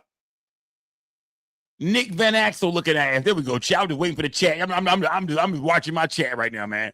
I'm just watching my chat, man. This is the fucking shooter gang that jumped down the freeway in Boston and just started busting a fucking rifle at everybody, including the police officers in 2020 and had prior criminal convictions. Hold on, CBS Weekend News anchor let me see. 2020. Yesterday, he was charged with firing at Boston police officers in 2020 and had prior criminal convictions. CBS. How is this motherfucker even free? How did you get charged with shooting at Boston police officers 5-6 years ago? 6 years. How are you free? You mean to tell me right now I can shoot at a cop and I can be free, nigga, 6 years later, 5 years later, I'm free? What the fuck? Yeah, I'm confused, bro. I ain't never heard about a nigga shooting it out with the police, fam, and 5-6 years later, he's free. He's back on the road. And they saying he did this in 2020. He might have been out for the last year or two. We don't even know when he got out. It could have been 3 years ago, 4 years ago. The system be failing us, man. They always keep the wrong niggas and let the weirdos go. They keep the good niggas. We know damn well Tookie Williams had changed his life around, man. Boy wrote a whole book, got a Nobel Peace Prize, man. Put that nigga to death. But they let niggas like this out. Smash that goddamn like button, man. R.I.P. Tookie Williams, man. Yeah, R.I.P. Tookie, man. Weekend News anchor Jerika Duncan has the latest from Massachusetts. This chilling video shows an armed gunman strolling down a street in Cambridge, Massachusetts Monday afternoon, randomly firing a semi-automatic weapon. Police have now identified the alleged shooter as 46-year-old Tyler Brown, who they said fired between 50 to 60 shots. At least 2 men driving in separate cars were struck. Both tonight are fighting life-threatening injuries. I was sitting right there. You were sitting right here. Armando Zona says he was sitting in his living room when a bullet shattered his glass patio door. I never heard a shotgun before. I never thought it was that loud. This shit crazy, fam. Never thought. And I never thought it could kill somebody just sitting inside their house. The 64-year-old says he saw the shooter seconds before the bullet pierced his door and is grateful tonight neither he or his wife were hurt. When you see that damage right now, what kind of goes through your mind? Thankful, because something could have happened to me. Right. Brown was eventually shot. Your bitch ass could be laid down Multiple times by an officer and a retired Marine who was licensed to carry a gun. He was serving probation for assault. Look at the pearls on this bitch. Was I finna say, that's crazy, man. Yeah, hey, the fact he's still alive, man, I don't think he want to be. I think that nigga mad he's still alive. I think he got shot, and I think that's how he planned on dying, was on the battlefield, man. You feel me? Yeah, this crazy motherfucker wasn't looking to be living. You pull out an AK style rifle and just start walking down the street shooting at any and everybody you can find. I think this is your last day on earth in your mind. I think in your mind, I'm getting ready to get the fuck up out of here. This is my last day here. I should be leaving this motherfucker any minute now. They shot his bitch ass. He lived. Now he gotta go to court and shit. Taxpayers gotta pay for this bitch ass nigga to be in prison for the rest of his life. Ain't that some shit? Get this nigga life, man. He should have never been out in the first place. He was just shooting at the laws in 2020. This nigga shouldn't even be free. And battery. A lot of people are questioning, how does someone like that with that record end up on Memorial Drive yesterday with a semi-automatic weapon? I think there's several layers to that. What took place out there, creating essentially a war zone at 1:30 in the afternoon in one of our most well-traveled roads, cannot stand. According to police, the suspect's parole officer reported Monday that Brown had made suicidal threats. Brown is currently in the hospital recovering, and he's facing up to 20 years behind bars for the current charges, which include assault with the intent to murder. 46. Yeah. That nigga 46 years old. King Mike says, seriously, they use people like this. Once you go to prison, you become state property. Watch what they do to them Foolio boys. Now, what you trying to say, bro? I mean, when you say they use people like this, have you ever seen the movie Belly, King Mike? Remember on Belly how they used DMX at the end to go kill the fake Malcolm X type dude, the black activist preacher dude. Remember that? He was like a Malcolm X type nigga. And they locked Bundy up. They locked DMX up, and they cut him a deal basically. And let him know. They let him out and let him know. Look, man, if you do this, well, you know what I mean, we'll let you out, man. But when we let you out, we got a job for you to do, man. Are you saying some shit like that? King Mike, okay. He said, yeah, that's what he talking about. Okay. King Mike said, exactly. It is. Toy said, I said the government paid him. But the nigga didn't cause no real damage, though. Ain't like that nigga went and hit up Charlie Kirk. You know what I mean? Like, it'd be different if he got arrested for you know what I mean, for knocking down Charlie Kirk. But he didn't do no damage. He hit 2 people. We don't know who these people are yet. These people have not been identified, but they are facing life-threatening injuries in the hospital right now, but they ain't dead. I mean, he didn't have a mission. The nigga didn't even have a car. I think if the government would have paid him, if he would have been like a guy who was in prison, they let him out early to go, complete some kind of mission or something like that. I think he would have been a bigger job. He would have had some tools and shit. He would have been like in a Tesla or some shit like that. You know what I mean? Like nigga, you know what I mean? Like you really, you try to make sure, you know what I mean? He really get the job done. Yeah, you know what I mean? Like, yeah, I don't know about this nigga. This might just be a crazy ass nigga, man.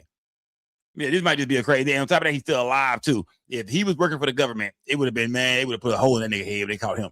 If he had some secrets to tell, you know what I mean? He went down like they would be like, man, get rid of that nigga. We don't want to hear from that nigga ever again.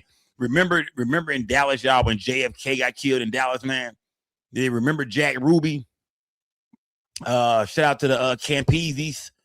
Yeah, shout out to the Campesi's, man. If y'all from Dallas, Texas, y'all know who the Campesi's are. I can call a few people right now and just say the Campesi's name, and they'll hang up and say, "Skull, don't you ever talk about the goddamn Campesi's ever a fucking year, man." That can get you, they'll get you murdered, Skull, in Dallas, bringing up the Campesi's, man. Those are the guys who, you know what I mean, they say was a part of the whole, Jack Ruby situation. You know what I mean? As far as Lee Harvey Oswald being accused of killing JFK, and then out of nowhere, he walking through the loose spirit doors, and Jack Ruby just come out and bow. You know what I mean? And they say Jack Ruby went to jail and he was never seen again. You know what I mean? So yeah, man, yeah. I put y'all into some real Dallas history around this motherfucker, man. Yeah, man, that's some real mob shit. Any nigga from Dallas, like, so quit talking about that kind of shit, fam. That is not to be talked about online. You don't say everybody's name, fam. Don't you dare say shit about the goddamn Campesi's, my nigga. That's not, you don't play in Dallas like that. That's one name. Fuck all these niggas and these gangs in South Dallas and Oak Cliff and all that goof ass shit and North Side. That's little nigga shit. There's some big names in Dallas that really run shit in Dallas for real. Yeah, they really run shit in Dallas, nigga. Motherfuckers cool with Jerry Jones and Mark Cuban and shit. Smash that goddamn like button, man. Yeah, smash that like button, man. So if I come up missing, man, you did. Pimp tight. Get Pimp tight out my chat, fam. Nah, Pimp tight. Nah, bro. Pimp tight, we can't do that, fam. Nah, Pimp tight. You give me, bro. You trying to get me killed, bro. Stop the bull, bro. You trying to get me, bro. All right, fam. Smash that like, yeah. You niggas in the chat talking crazy, bro. You niggas in the chat talking crazy. Let me just say, I'm off that story, man. You niggas in the chat talking crazy, bro. Yeah. You niggas in the chat trying to get me knocked off, bro. You niggas wild, bro. Mob ties run Dallas, said Bobby Blanco. No, them niggas don't. No, them niggas don't. No, we ain't gonna, that's one lie I'm not gonna tell you. I ain't gonna lie and say mob ties run Dallas. That ain't true at all, nigga. Hell no, nigga. I got a story to back it up, but I'm not going there tonight, nigga. I know if I told this story, if I get into this shit, niggas be calling, there be all kind of shit going on. So yeah, I'm gonna leave that alone too, gang. I'm gonna leave that alone. I might give y'all a story time one day, man. I'm gonna have to, man. Before I stop blog, I'm gonna have to give y'all that. I'm gonna have to give y'all that Jay Prince Jr. I'm gonna have to give y'all that Jay Prince Jr. story, man. I'm gonna have to, man. Shout out to Mob Ties, man. Ain't no beef with them niggas, man. I'm gonna have to give y'all that story one night, man. Trust me, it's stories and shit that I be wanting to tell y'all. It's stories with it. Hey, I got some stories with Govan Then I bet some shit be like, nah, I can't really talk about none of that kind of shit, bro. Yeah, everything ain't meant for the internet, my nigga. Everything ain't meant for online, man. Smash that goddamn like button, man. You did smash that, yeah. Y'all don't come to that real gangster shit, man. Let's go, man. You did, yeah, that's me. Smash that goddamn like button, man. I wanted to speak on Lil Boosie, man. Lil Boosie and Shawn Cotton, man. Yeah, shout out to Shawn Cotton, man. Shawn Cotton, man, he acting like a whole ass nigga right now, bro. I mean, I didn't hit the nigga line. I didn't hit his line, really. I didn't hit his line. I texted him once. I hit him on the ground. And I hit him on Facebook. Not even the ground. I hit Shawn Cotton on Facebook once. I texted him once. And the nigga kind of giving me the runaround. Like, he ain't really, you know what I mean? He ain't, like, the nigga won't come on the platform. I think he's scared of that whole, like, Mo3 sector type shit. And, you know, niggas want to talk about the Mo3 situation, everything leading up to it and all that. So Shawn Cotton been most definitely. I interviewed him on Boss Talk. I chopped it up with him, man. Cool, nigga. I got a chance to interview him over there. But I was like, nigga, come to my platform. Because I'm going to drop that link in the chat. And I'm going to let everybody come up and talk to you, my nigga. I want to give Shawn Cotton a round with the sector, nigga. Pop out. You the only nigga that a lot of people ain't really spoke to. We see you sit down with Yella Beezy and goddamn real life street stars and all them niggas. Remember he did the big ass, the big prep, Dallas Global, all them niggas, man. All them niggas, but you won't come sit over here with one of us. Yeah, Shawn Cotton been ducking me, dog. But I'm gonna get him over here, gang. Before the Mo3 trial, I'm gonna try to get Shawn Cotton over here, man. Yeah, I got one more call to make, man.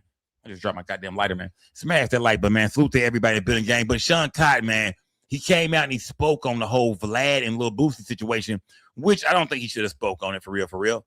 You know what I mean? Because it seemed like to me, he was kind of team Vlad from the start. I think Vlad and Say Cheese might be kind of cool.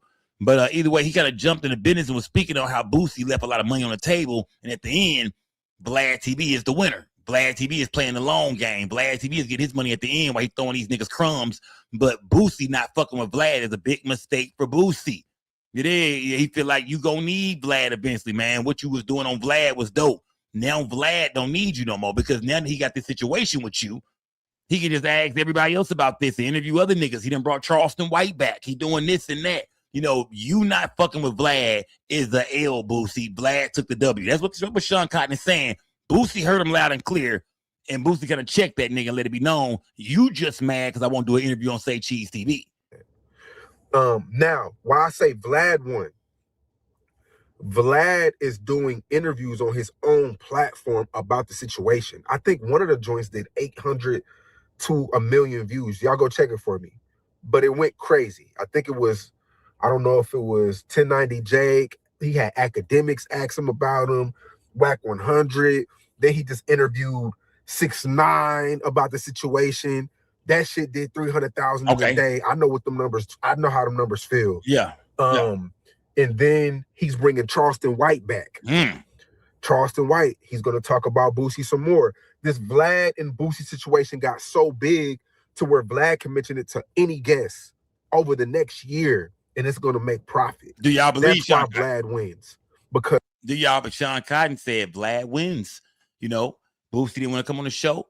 You know what I mean? Boosie, the one who made it public about what was going on between him and Vlad. You know, I think he was doing a live stream or he was going live on Instagram when somebody asked him about his Vlad interview. Why haven't you been on Vlad? He let it be known that Vlad didn't want to give him 5 bands. Like, you know what I mean? He didn't want to give me $5,000 extra dollars. And then the story started to circulate. We seen where Vlad responded to it. Vlad said that, you know, he was giving Boosie $25,000, but now Boosie wants $35,000. And he was saying if he gives Boosie $35,000, Boosie is now taking away the $10,000 that he was making. You feel me? You know what I mean? Like, I throw you $25,000. This is per interview, gang. Boosie might do 3 or 4 Vlad TV interviews a year, at least 3 of them. So that's about $75,000 to $100,000 that Boosie could have made with just Vlad TV. But Boosie telling niggas that, man, y'all got me fucked up. I'm not broke like a lot of niggas out here. 100 bands ain't shit to me. I get that in a weekend. For Vlad to have my time to do these interviews, I'm going to need more. You feel me? Like, everybody watching the Vlad and Boosie interview, I'm the biggest nigga on Vlad, he felt like. So I'm going to need more. Boosie say he knows what he's worth. Boosie, I can't be mad at Boosie for knowing his worth. Now, Ari Spears, you the stupid motherfucker. Yeah, that nigga was getting 4 bands. I don't even think he was worth that. That nigga was worth every bit of $300, and he fucked up 4 bands, and he lived in California right by, or he lived somewhere near Vlad's studio and ain't got shit else to do all day. So, you know, he had a podcast where he sit beside a little bitty old white man. They be shoulder to shoulder, sitting at a desk and shit. Ari Spears, you didn't have shit else to do, fam. You fucked the money up. But Boosie still that nigga, man. So A lot of people ain't feeling what Shawn Cotton is talking about right now, man. Shawn Cotton and a lot of other people are giving all the praise, including academics. Academics, Shawn Cotton, they all it's like everybody's rooting Vlad TV on right now. Like, yeah, bro, like you really showing these niggas. Vlad is really showing these niggas he don't need them. Because he can roll this shit for another year if he wanted to, and it's gonna make him a easy. I know y'all like hearing numbers. A easy $500,000. Vlad's gonna make $500,000 off of falling out with Boosie.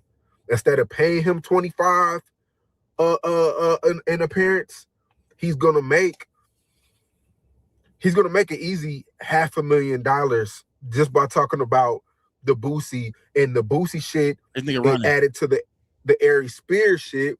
That's a big situation. And then if Aries Spears come back and do a free interview like he wants to with more money, so Vlad wins because Vlad plays the long game. He's saying Vlad plays the long game. You know, you niggas want the money right now. Vlad gonna add it all up at the end, man. Vlad plays the long game. You know what I mean? But Aries Spears is no longer coming on the platform, but Aries Spears wants to do one more interview with Vlad. So he just go off on Vlad and cuss him out, damn near fight him and shit. I don't know if he want to be face to face with the nigga or what, but that's gonna be free. They do it for free. So Shawn Cotton said, "No, Vlad is really winning on all these niggas. Look at these niggas giving him free content. You niggas thought y'all was walking away from him, but all y'all did was gave him content. He can make over $500,000 just talking about you niggas, asking all the other guests about you niggas. Now that Boosie is gone, Charleston White is in because allegedly Boosie didn't want Vlad fucking with Charleston White. Allegedly they saying Boosie wasn't gonna fuck with Vlad if he was fucking with Charleston. But now that Boosie is gone, Vlad ran right to Charleston White. Y'all see how Vlad doing these niggas? And shout to Vlad, because this is all business. I'm not this ain't got nothing to do with race. To me, at the end of the day, it's like shit. These niggas want to be on this platform. They use each other. They make money off each other. It's business. No different from any other business going on in America right now. It's a white boy, you know what I mean, with the work, with the money, and niggas are pulling up on them, you know what I mean, get some work. So it's like, yeah, you know what I mean, Vlad TV is making money off all these niggas, man. But niggas are making money with Vlad too. They say Vlad give a good check if your interview's doing good. They say him and Tony Yayo got a good thing going. Him and who else was that? Aries Spears, Lil Boosie. There's been a couple of niggas that's been guests, coming back and forth on Vlad TV. And it sounds like that they Vlad cutting a check. But niggas start to worry about what Vlad was getting on the back end, and that's what fucked it all up. Because everybody started pocket watching after Vlad TV came out and said he gave, I think it was 6ix9ine, like $40,000 for an interview. And I think Boosie heard that and was like, nigga, what? Yeah. 6ix9ine, fuck it. This is all about 6ix9ine. Don't forget about that. This whole shit is really about 6ix9ine. 6ix9ine fucking the rap game up right now, nigga. He got Big Bank looking crazy over there. All the Atlanta rats looking crazy. He got this whole Vlad and Boosie shit started. 6ix9ine did an interview with Vlad and said, I will take a pay cut. You can give Boosie some of my money just to come back on the show. Yeah, 6ix9ine, that little motherfucker, that little Mexican motherfucker is everywhere right now. This whole shit is about 6ix9ine because Vlad came out and said he was giving 6ix9ine the biggest bag. Vlad plays the long game. That's why he wins. He has his own platform that's already built to, you know what I'm saying? So that's why Vlad won. And I also wanted to speak on this about Boosie, right? And I'm not mad at you for turning down the 25,000, right? And doing your own thing. But what I want people to realize, and this, especially in this economy, right? $25,000. $25,000 to sit down in front of somebody for 2 hours to talk about BS, to talk about gossip. You are blessed, bro. Like Boosie, I don't know if you may not, I know you're not going to see this, but who cares? You are blessed. It's a nigga hoping he see it. I know you ain't going to see this, man. It's like me talking to Shawn Cotton right now. I know you ain't going to see this, man. But who cares, man? But quit running from the sector, man. Get your motherfucking ass over here with me and talk about this Mo3 shit, fam. Quit running, my nigga. I know you ain't going to see this shit, but who cares? That's when you want a nigga to see some shit right there. And Boosie seen it, and Boosie responded to Shawn Cotton. He's seen this shit. This is Say Cheese TV. If y'all know who Shawn Cotton is, he is the owner of Say Cheese TV. He right here from, I think he was born in Philadelphia, but he moved to Arlington, Texas when he was a young nigga. So he kind of claimed Dallas. Dallas kind of claimed him. But shout out to Shawn Cotton, man. Shout out to Say Cheese TV. He been doing this shit for a long time. Shout out to everybody over there working at Say Cheese, man. I fuck with them over there. Even though the nigga ain't brought me on the goddamn platform. Yeah, even though, I see me at Boss Talk. Don't worry, Skull, I'm gonna get you in there soon, my nigga. Yeah, whatever, nigga. That's that Hollywood talk. Whatever, nigga. Yeah, I tell niggas the same shit. I see a nigga, I tell niggas the same shit. I'm gonna get you on the show soon, fam. Ain't worry about it. You know I'm gonna fuck with you, fam. I don't hit the niggas up and I don't say shit to them niggas. So I understand the Hollywood talk. But you gotta pull up on this platform, my nigga. I gotta get Shawn Cotton over here, man. But either way, man, Shawn Cotton is saying, basically Boosie should be thankful, nigga. You should be thankful that white boy is giving you $25,000 to pull up for 2 hours and talk about gossip and bullshit and nonsense. But Boosie don't feel that way. Remember, not every nigga feels the same way about $25,000, bro. If you a nigga sitting on M's and shit, that $25,000 might not mean shit to you. If you a nigga that got maybe 6, 7, 8, 10 million and shit, and you got other shit going on, and you doing shows, and you still booked all the time, and you doing features, and you throwing your own bashes, and I mean, man, I don't think Boosie. Something tells me that $25,000 don't mean shit to Boosie. You feel me? But Shawn Cotton is saying, nigga, if anybody was offering that, you should be thankful to get that shit for just sitting down for 2 hours. To talk. You know how long it takes the average American? The average. I'm not talking about dope boys, D-boys. I'm not talking about streamers. I'm not talking about athletes. I'm talking about the average human being. Do you know how long it takes the average American doesn't see 25,000 in a year. How many people in here don't make average American? How many people? What do y'all make a year in here, gang? I'm in y'all business right now, gang. Shawn Cotton says the average American doesn't make 25,000 a year. What do y'all make a year? Put it in the chat right now, gang. I need to see right now, gang. What do y'all make a year, gang? Let me see it right now. Don't y'all start fucking lying to me. If you lie to me, I'm throwing you out this motherfucker, man. What do y'all make a year around this motherfucker, gang? Yeah. What do y'all make a year around this bitch, man? Drop it in my chat, man. V804, he makes $7,500 a year. Okay, my nigga. Okay, all right. Dr. Nino said he makes $120,000 a year. Wiley on 24 to $130,000 a year. Cali Drix, he broke his fuck. Okay. Tyrone, we already knew that. Tyrone King said he makes about $100,000 a year. Sweetest Souls at 70 bands. Okay, that's cool. Yeah. Shout out to 70 band. D Wills, he pulling in about 37 right now. Old Greedy said, man, I ain't got no fucking job right now, my nigga. Yeah, Old Greedy's doing it. That nigga sitting around waiting on somebody else to get paid. Yeah, Old Grease is waiting on somebody else to get a check, my nigga, so he can get some weed, you know what I mean? Borrow his bitch car, you know what I mean? Yeah, Old Greedy said, I chill, nigga. I wait for other people to go put the work in and bring me the money. All right, Old Greedy. Let me see, 32,000 said Robert Franklin. Chrissy Kyle said 86,000 a year. Okay, salute, gang. Scorpion and Slim Fella said 40 bands a year. Okay, Skull Gang Toy, I'm not sure what them hands mean. Let me see, Charisma Black said 57,000. Yeah, 57,000 a year, my nigga. Shout out to nigga Black, man. Salute, fam. Let me see. Miss Pamela said 50 bands a year. She's a CPS worker. Salute, gang. Salute. Does EBT count? Says V804. Yeah, go ahead and add that shit in there, fam. Add that shit in there. Jakari Davis said he make 102,000, man. Hold on. Carlotta said, let me see, Carlotta. I seen that shit, Carlotta. Don't try to escape me now. What'd you say? You said you make what? What was that? Like 125,000 a year or something like that? I'm on you. Lady B says she makes 75 racks a year. Super Lady Beast, man. I need to hold something. Let me see. Okay. I've seen a lot of shit in the chat. I see. Yeah. I'm over 100K. Finance. Okay. Shout out to Chrissy Love. Yeah, salute, Chrissy Love. Salute, gang. Cardi K said she make over 200,000. Yeah. Right. Say, Dre De Niro. I'm finna lock the doors around this bitch, my nigga. No, Diddy, Dre De Niro. I'm finna lock the doors around this bitch, my nigga. You see how I fired their ass up, fam? Hog Boss was good. You see how I tricked their ass, fam? I'm finna lock the doors around this motherfucker, fam. Tomorrow is my birthday, man. If you said you make over 30,000 this bitch tonight, man, you better show out, my nigga. You better show out. Stop playing games. Yeah, I got they motherfucking ass, nigga, right before my birthday. Got them. Let me see all that money, and most of you don't donate to the show. There we go, King Mike. Got him right before my birthday, fam. Got him. I better see y'all donating tomorrow. Tomorrow, y'all better show me some love. It's a nigga birthday, man. Don't try to skip the show tomorrow, nigga. All of a sudden, you ain't coming and shit. You wasn't feeling good. Your head was hurting and shit. You had to lay down. I need to lay down, man. Man, Scully, my head was hurting, fam. Every Thursday, every Wednesday, fam. Every Wednesday, bro. Something, man. Every Wednesday, fam. I don't want to hear that shit, man. Y'all better turn tomorrow, man. Get your coins together now. Yeah, get it together now. Let's go, gang. Denise, I see you, Denise. Yeah.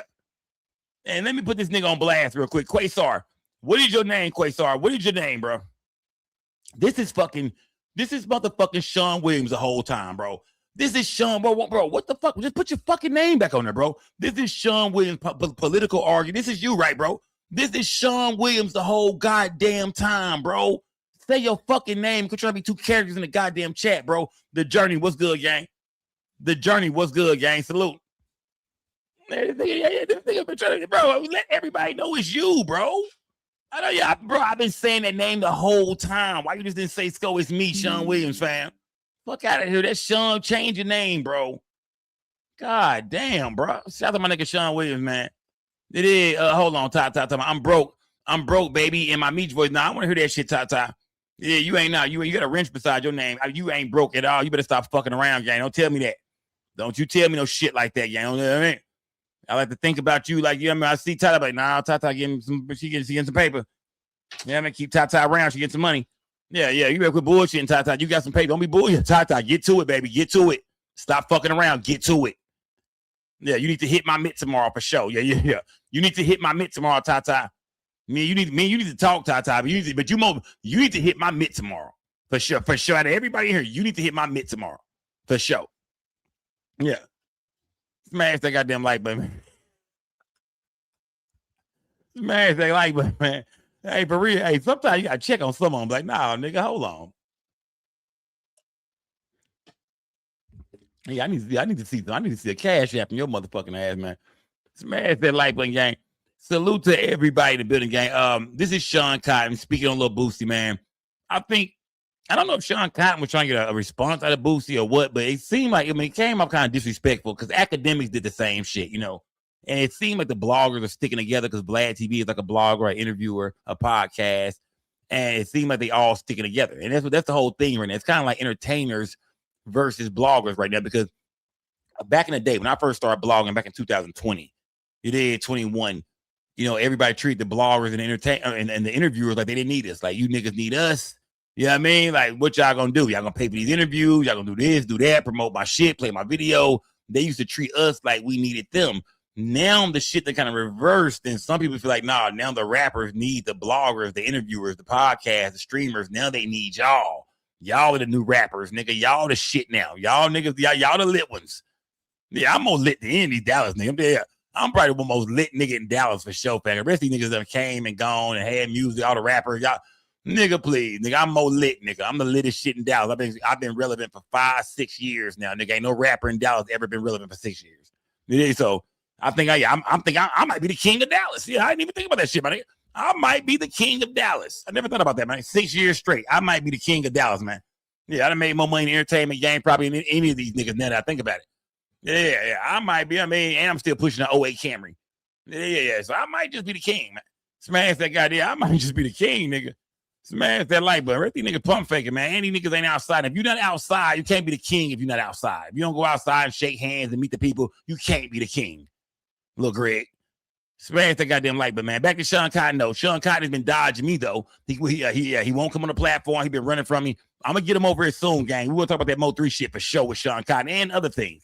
But this is Shawn Cotton getting out in Boosie and Vlad business, man, saying Vlad TV won the battle because he gonna make more money off the Boosie beef than Boosie will. They're cannot touching $25,000 in a year average. I'm talking about when you go, you got me fucked up, Kelly anything, Drake. Tom Thumb, Kroger's, Chick-fil-A, they not.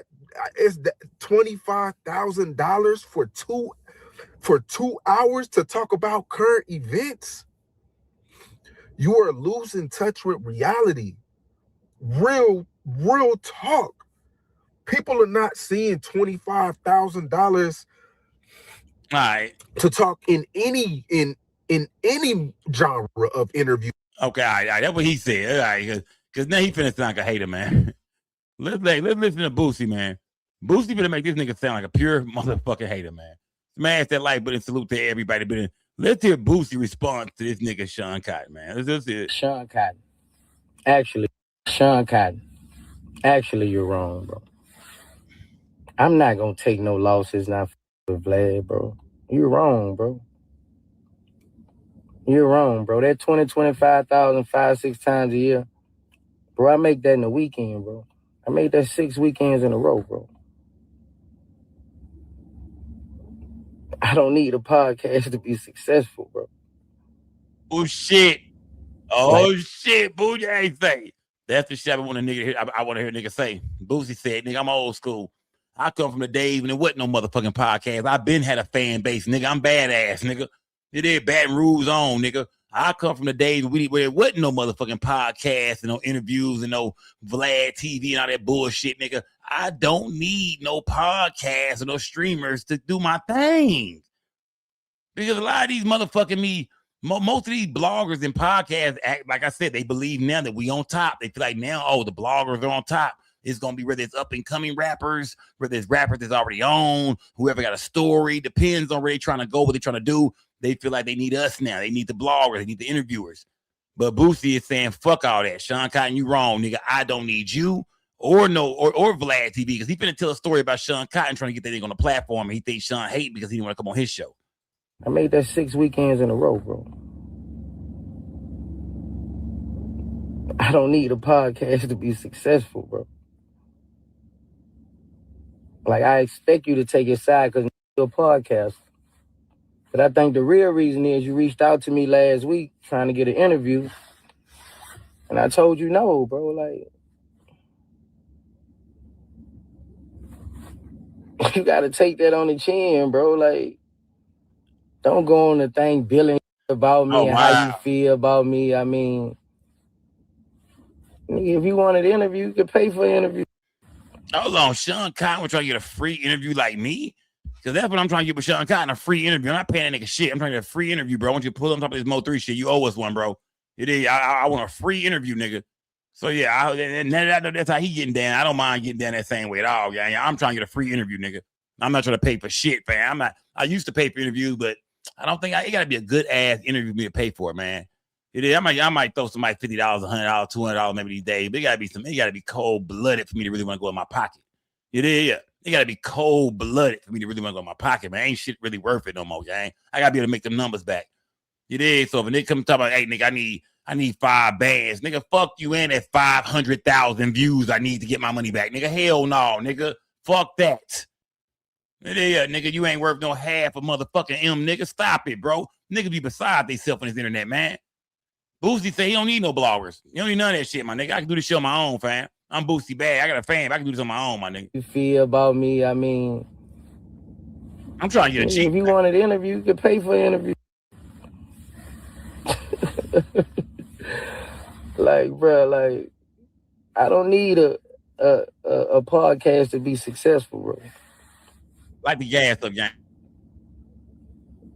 That's what you need to know, bro. Like, you talking this shit about this and that, like, bro. I just made one weekend with motherfuckers making 5 years, bro. Like, I'm like that, bro. Like, let's go. This shit can't be stopped, bro. No weapon formed against me shall prosper, bro. But for you to keep doing shit like this, bro, like, I guess because you a podcaster. I mean, but you reached out to me for an interview, bro. No, bro, like, the way I'm doing my interviews right now, man, my 300 years from now, I'm gonna be getting paid off them, bro. Ooh. Every time somebody posts, it's monetized, bro. Let's go. Let's go. It's monetized, bro. My grandchildren gonna make money off it, bro. It's monetized, bro.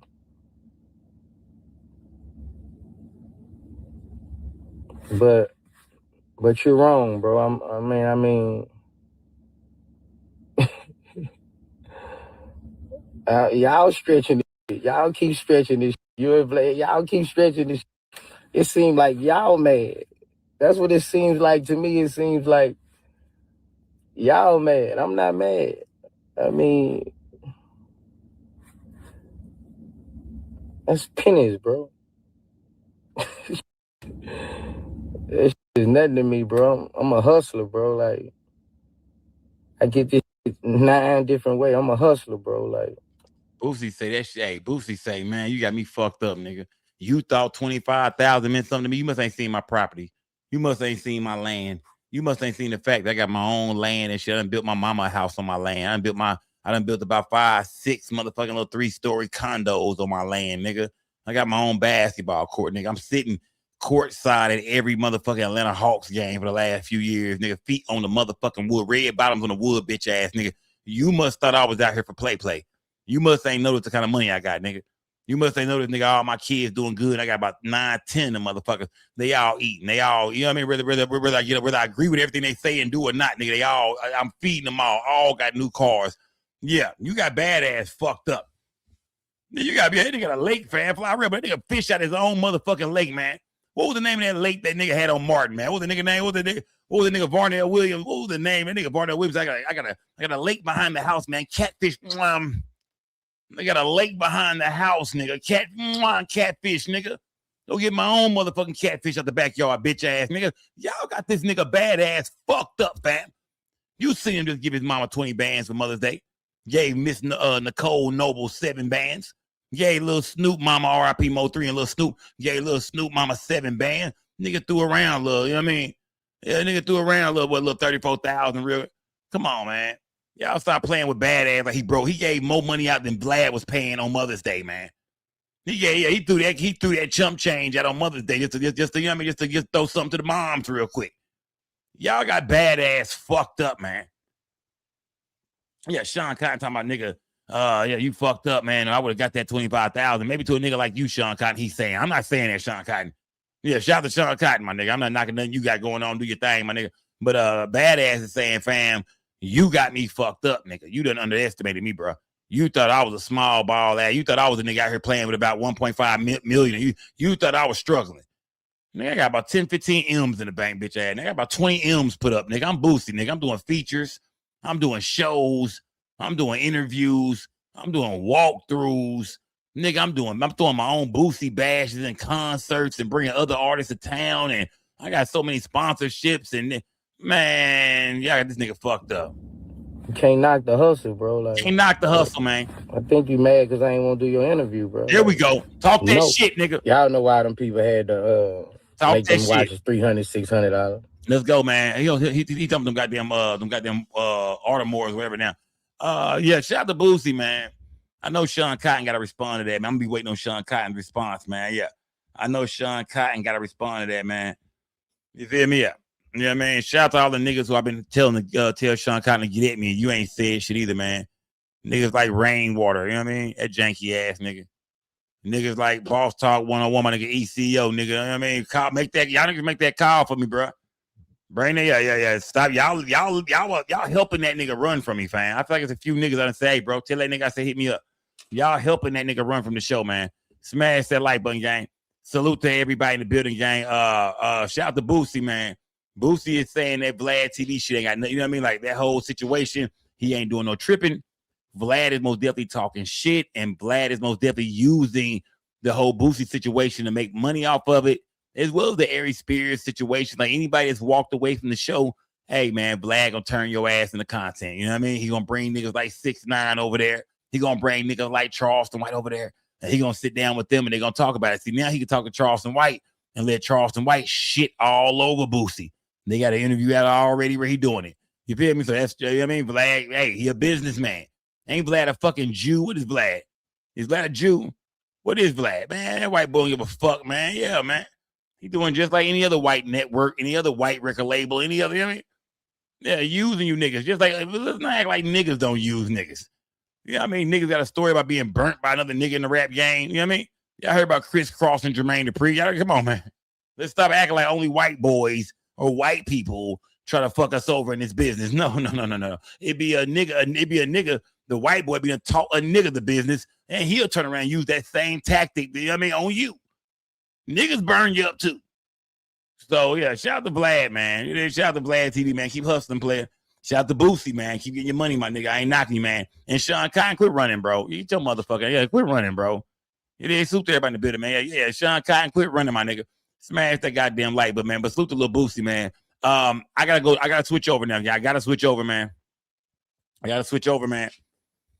If it's rest in peace, Foolio, you can say that, man. Yeah. If it's rest in peace, Foolio, you can say that, man, because the Foolio trial, you know what I mean? The four suspects, for murder, they were found guilty on every count, on every charge. They are now in the penalty phase, and they are facing either the death penalty or life in prison without a possibility of parole. Either way, they will die in custody some way or another. Yesterday I showed y'all where the attorneys are fighting for their life right now, man. You know what I mean? This was day 2. I want to say, what's this day? Let me see. What is today? Today is Tuesday. Yeah, this was day 2. This was day 2 in the penalty phase, man. I'm not for sure when they will be sentenced. I think it's maybe this Thursday or Friday or something like that. We're gonna find out if they're getting, you know what I mean, what they're gonna get. But man, they got family members and friends and different, character witnesses pulling up, trying to make a plea for these guys to not get the death penalty. It went from saying they was innocent, we ain't got nothing to do with this shit, to man, please just don't kill us, my nigga. You know what I mean? It went from saying, man, nigga, we ain't got nothing to do with this shit, man. What the fuck is y'all talking about? To not, nigga, please just don't kill me, sir. Be lenient on me, sir. That shit done changed, man. They put Shawn Cotton on the stand today. I couldn't believe it. But it's when a nigga fighting for his life, when it comes to the death penalty, I understand that. I said, yeah, this ain't the trial. The trial is over with. When it comes to the penalty phase, hell yeah, you want to speak up for yourself. They put his grandma up there. They put his sister up there. I mean, they really doing everything in their power to show y'all these guys can be productive prisoners. They don't have to die. Get some labor out of these niggas, man. Just don't kill them, man. Spare these niggas, man. Don't do these niggas the way they did Foolio. Please, man. That's not right, man. To do a nigga how you did somebody else. What type of games y'all playing, man? Smash the like button, man. Because, I mean, Shawn Cotton, the little mixed nigga, right? That's the nigga who be crying in court all the time and shit, man. That's the main nigga I'm focused on, man. Right? That nigga is my main focus because he come up like a good kid, man. He come up like a good kid, man. This is a picture of this nigga, him and his sister, man. This is a picture of him and his sister when he was younger, man. Give me one motherfucking second, gang. Gay. Shawn Cotton family they speaking up, man. You know what I mean? His black grandmother, his white grandmother, everybody done, took the stand, man. His sister took the stand, man. His sister took the stand, man, to speak on his behalf, man. Okay, he's half Jamaican. Okay, salute. He's half Jamaican. Okay, he's white and Jamaican, I'm guessing. When you hear him talking shit, man, today was the first time we ever heard from Shawn Cotton, right? Today was it. I had never heard him really speak before, say nothing at all. I didn't know what his voice sounded like for real. But he took the stand today, man. And, just like I thought, man, this was a dude who, I don't know how he got caught up in this shit. I don't know what made him become one of the number one shooters and shit. Like, the nigga don't look like it. Like, I slap the shit out of a nigga that look like Shawn Cotton, right, man? A little mixed nigga, curly head, white boy acting ass nigga, man. You know what I mean? A couple feminine tendencies and shit, mannerisms and shit. I mean, look at him in this photo right here, man. You would never think this little nigga be part like running around with a real deal gang, and he one of the main shooters. He'll jump out. He ain't the driver. He got me fucked up, Isaiah. Nigga, I jump out this bitch with that hoe. Nigga got me fucked up. And remember, they're saying Shawn Cotton, made an attempt on Foolio's life the last time Foolio was shot before he got gunned down. Remember, he got shot in the foot. He did the Vlad TV or the Say Cheese interview with the foot in the cast and shit. They say Shawn Cotton did that. They say that was Shawn Cotton's work. Yeah, they say little Shawn put that work in. He been trying to get Foolio out the way. Yeah, I don't know if it's a bag on the table or what's going on, man. They never said that in the trial, man. But for some reason, Shawn Cotton wants to get Foolio the fuck up out of here, fam. But when you hear him talk and his family talk, you just can't believe that this is the same nigga. That you just can't believe it, man. Let me see. These are photos. These are photos. Anybody else? He wouldn't sit here and pose like that or just be silly. We call it the white girl pose. They call it the white girl pose. That was. Looks like he's reading to a baby that probably isn't old enough to carry yet, huh? Yeah. Oh. How would he help you with your baby? Like if I needed to take a shower or like get something to eat, he would just hold them for me and just let me do what I had to do, and I would come back. And I'm going to show you 4G. This looks like maybe a holiday. Yeah, that was things. Being a mom, I don't really think about it as much as I know I feel it, just because I'm always doing something to take care of the kids. But like when I sit back and I really think about, when I think about what's going on. Okay. I just miss my brother. Will you, do you still maintain a relationship today? Mm-hmm. You're able to talk to him and communicate? Yep. And will you continue to do that? Of course. And hopefully in whatever way possible, could he still be involved in your kids' lives and be an uncle? Of course. You have a moment? Yes. I'll pass the witness. Okay. Any questions? Yes, Your Honor.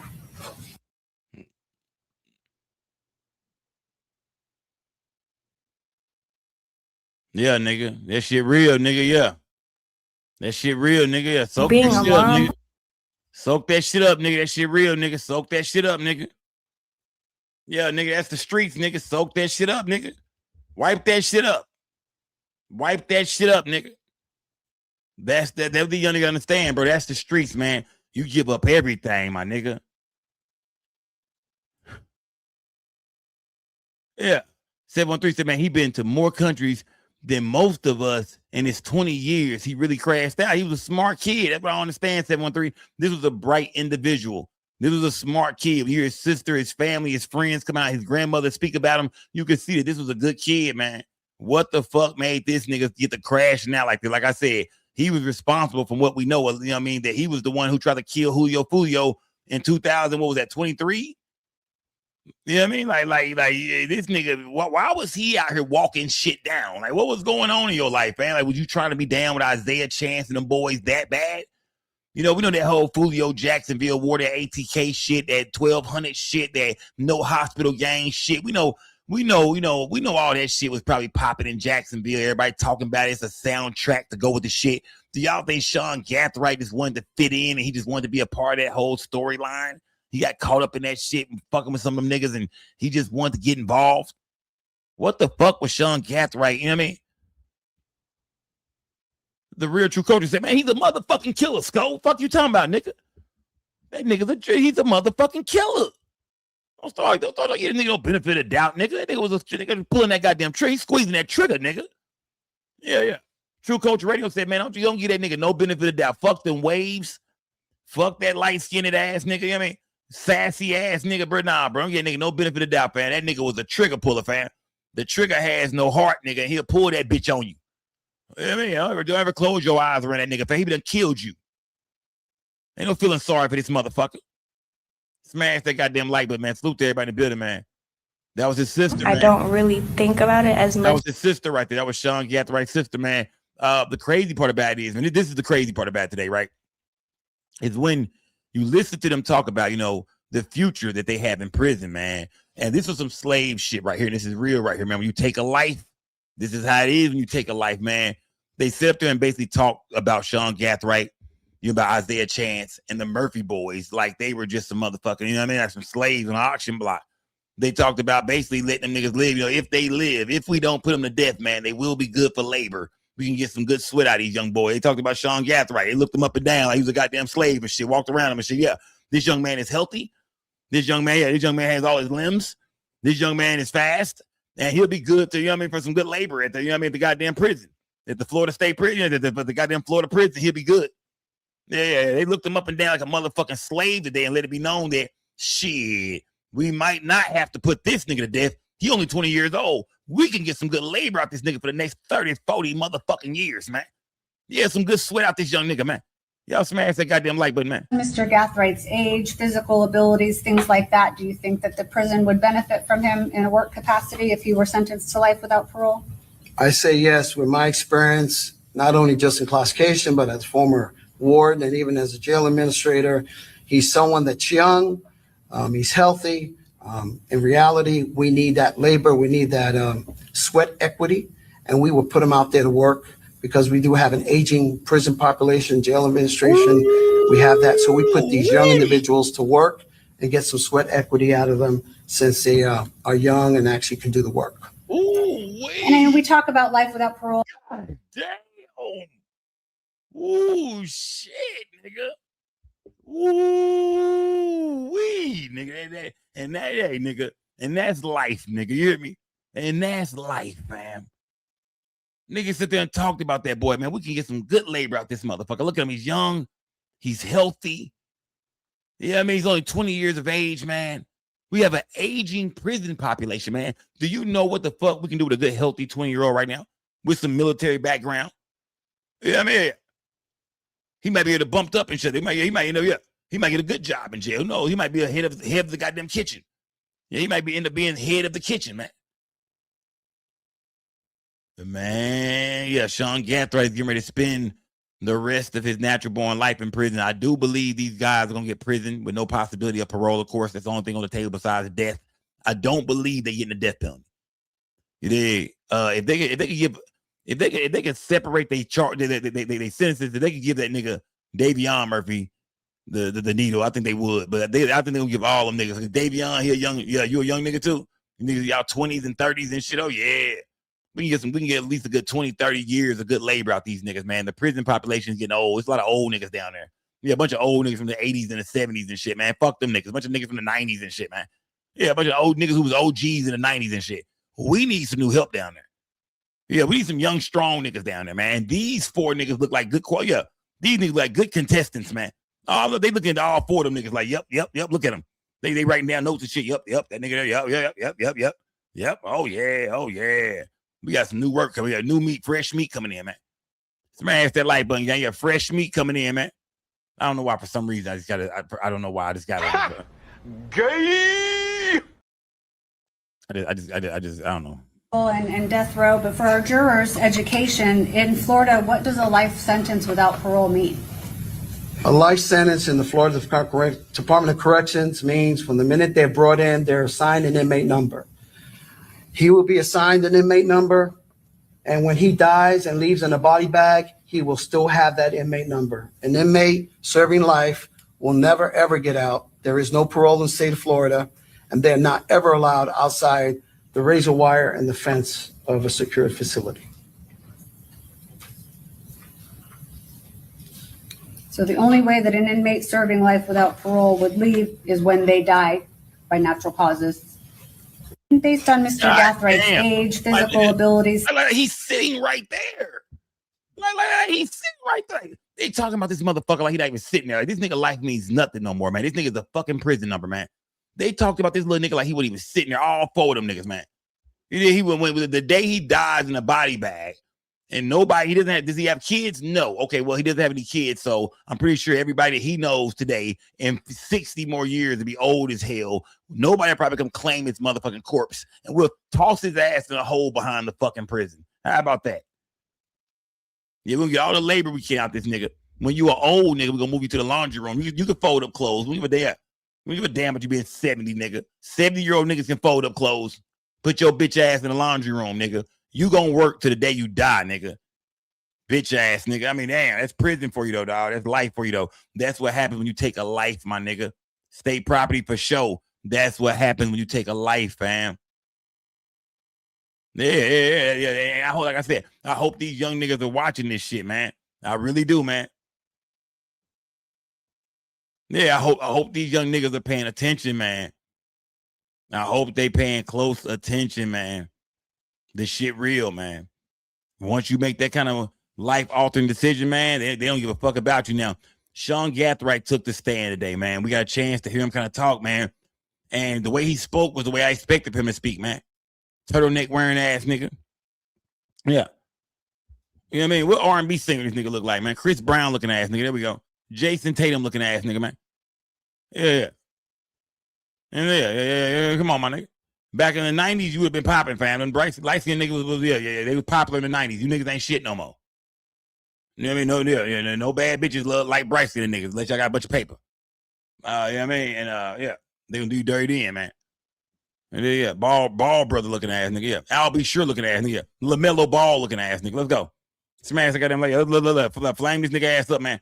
He took the stand, man, and shit got real sweet. Smash, yeah. When he took the stand, man, when he opened his mouth, I said, yup, this is exactly how I expected for this nigga to talk. This is everything I expected from this nigga. Now, is he probably a totally different nigga when he around, you know, when he's free and around his niggas and shit? Yeah. He probably talk that gangster shit, even though he look friendly as fuck. Like I said, these days, a lot of killers look zesty. All these niggas in Chicago got long hair and tight ass jeans on or put a hole in your motherfucking head. Do not play with them niggas, even a little bit. But this is Shawn Gafford. Understand, man. The best part we get cross-examined. We gonna skip through some of this shit. GHT. This is Shawn Gafford. Understand. I was born on October 20th, 2005. 2005, nigga. That's the same year my motherfucking son was born, bro. This nigga was born literally a month and some change before my son, bro. This nigga is literally a month and some change older than my goddamn son. Damn, bro. Young nigga, man. Yeah, that nigga was born the same year as my son, bro. 05 ass nigga, man. Wow. Gafford, you've heard people speak here today on your behalf and yesterday, and I know that you wanted to address the court and the jury. So I would like to ask you what you want the jury to know.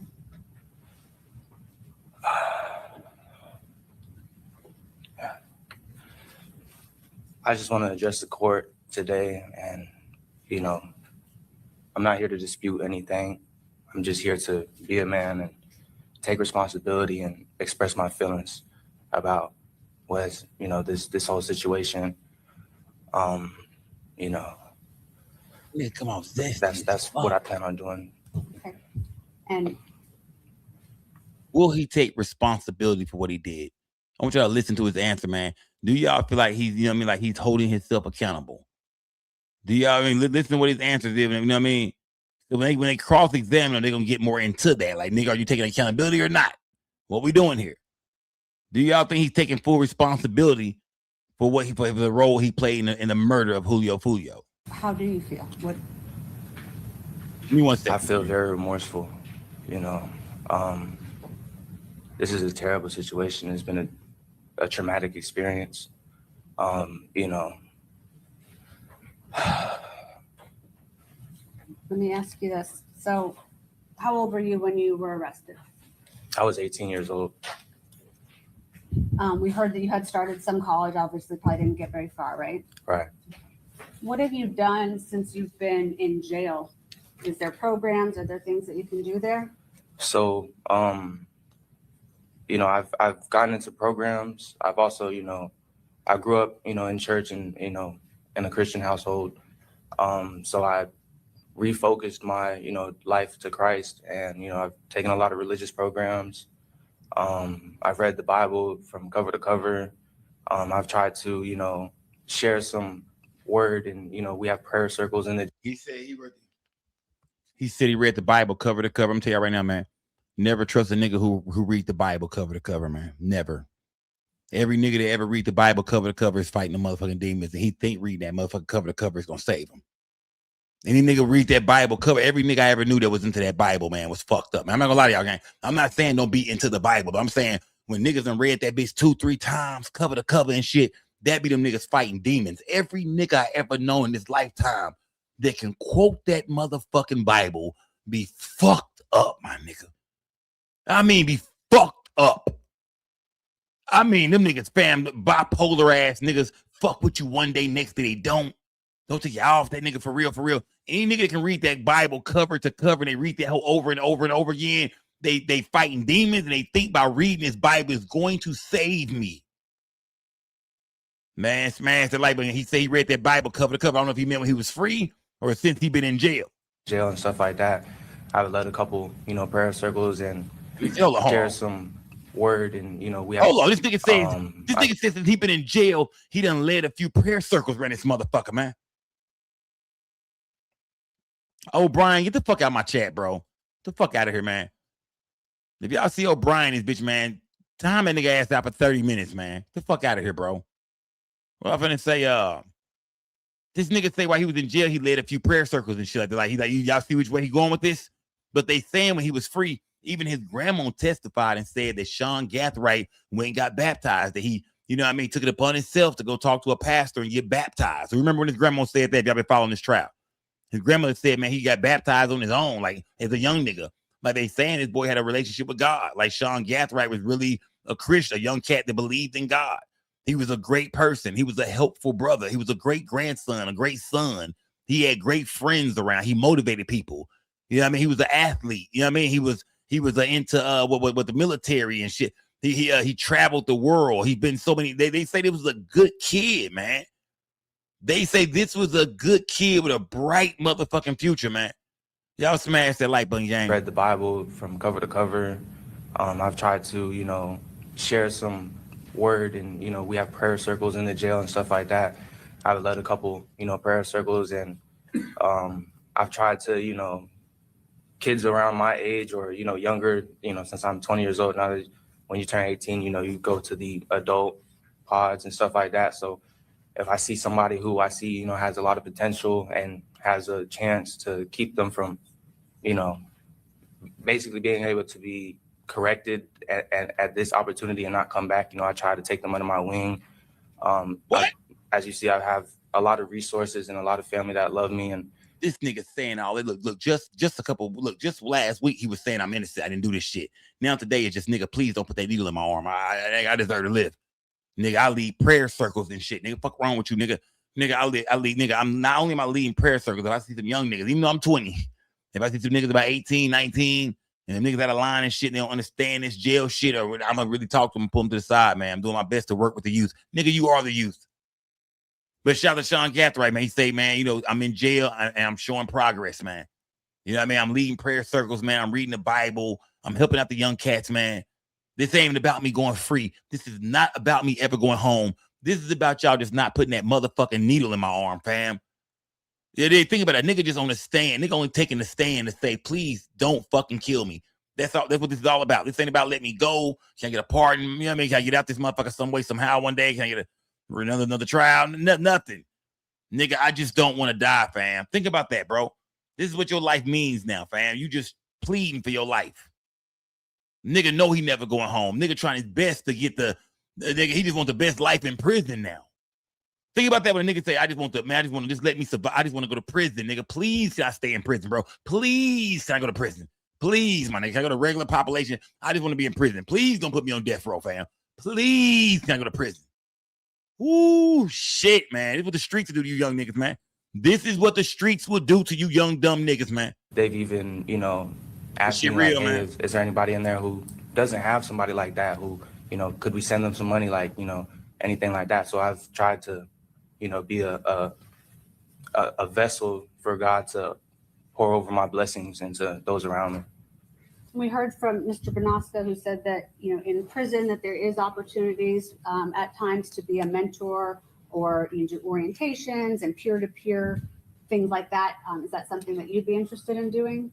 Of course, I definitely want to, try my absolute best to course correct anybody from falling down a path that they don't have to take, especially the youth. I feel like that's my calling that God has put on my heart to,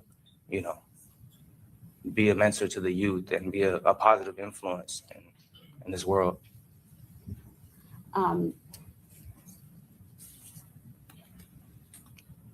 What about those relationships? Like you said, you have a lot of people. Are you able to maintain those relationships now?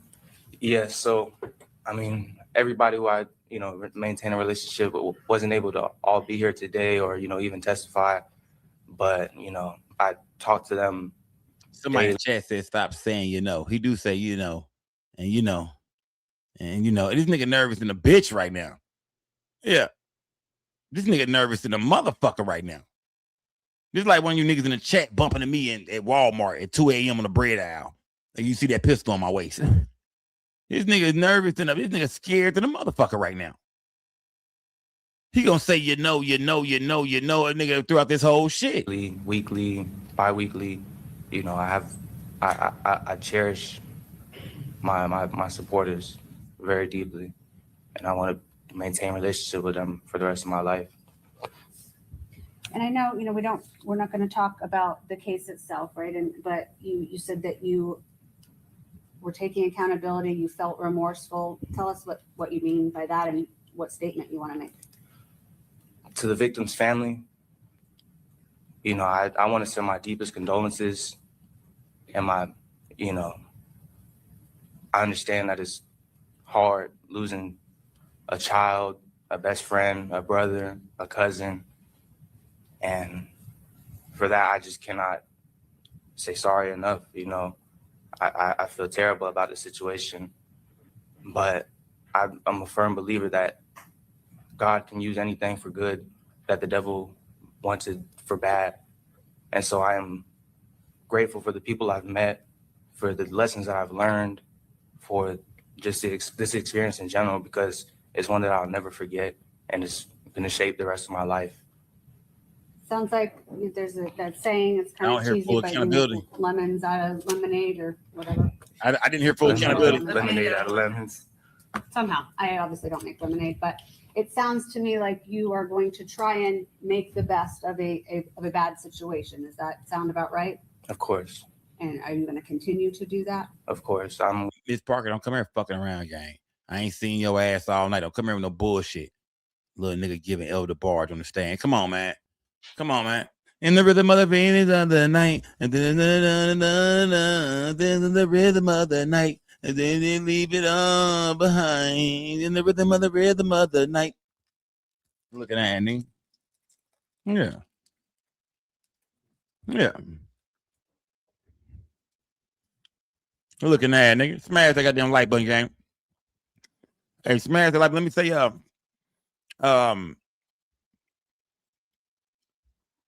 if I didn't know this nigga, this has nothing to do with the trial. But if I didn't know this nigga, I would think this nigga was gay. I'm gonna try to, continue a humble life, a righteous life, try to do the right things at all times, and, Will you apprise yourself? We've heard about some, courses and programs and things that you can get involved with to stay busy in prison. Is that something that you plan to do? Yeah, so hearing Raul's testimony was, the first glimpse that I have of, what prison it could be like. I want to stay as busy as possible, stay away from bad apples. I want to keep a job, get into programs, try to get into any vocational things I can do, try to, keep my record clean to, go to the best incentivized. Oh, let's go one more time.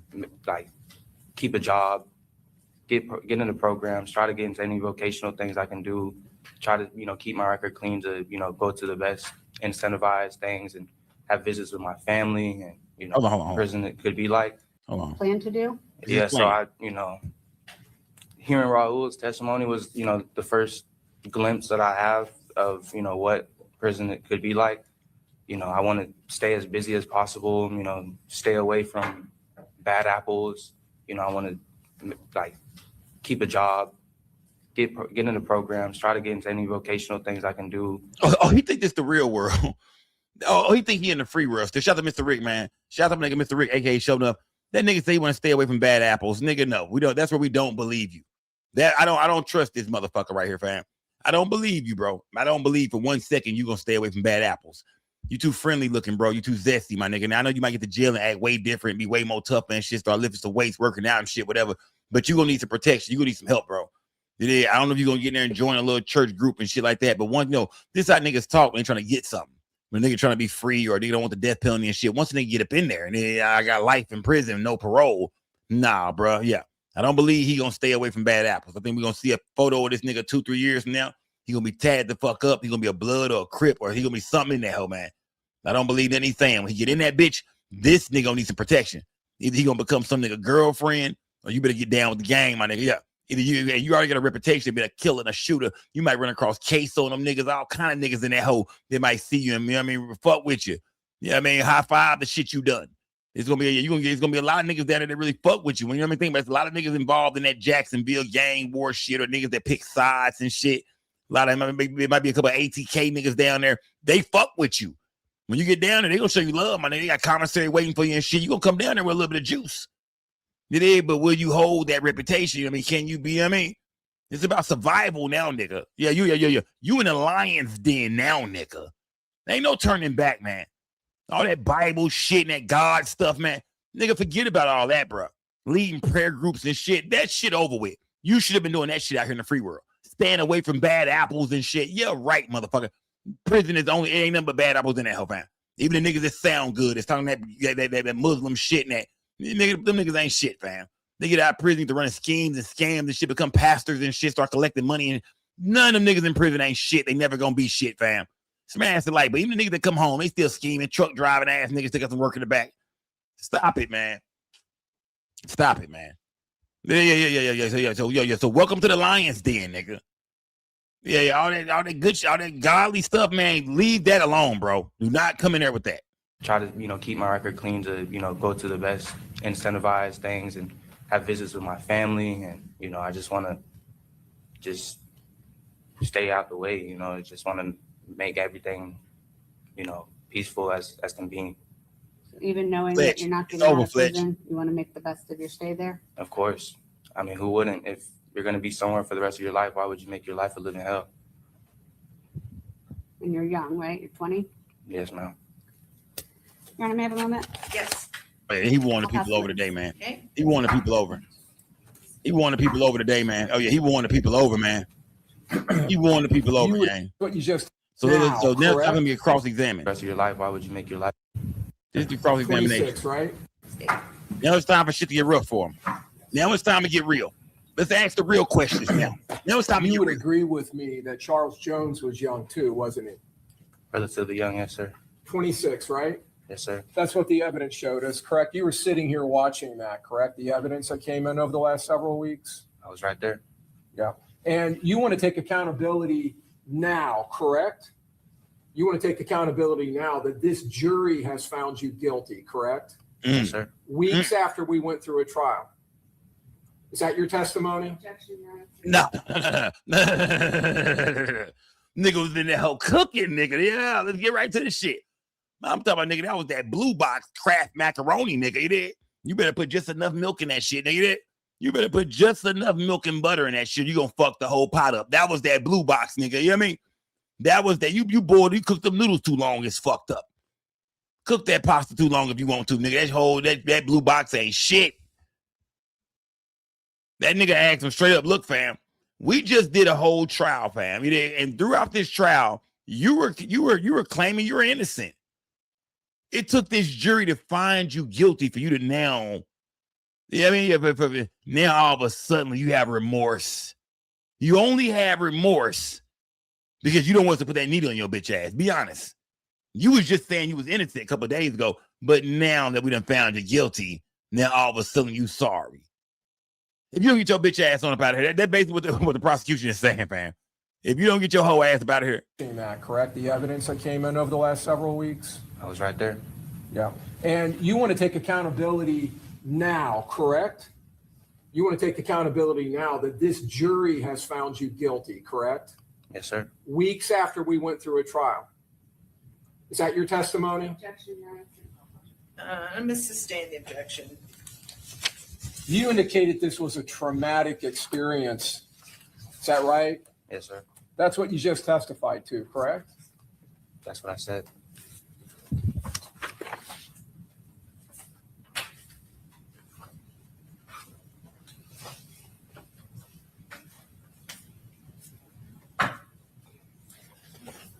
Somebody get Fletcher over the timeout real quick. Anyway, I got you, Fletcher. Don't worry about it.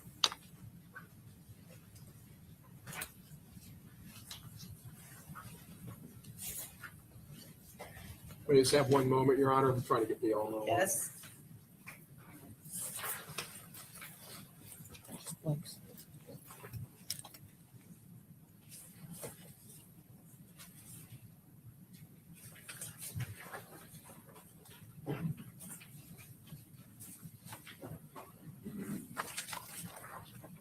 Thank you, sir. Appreciate it.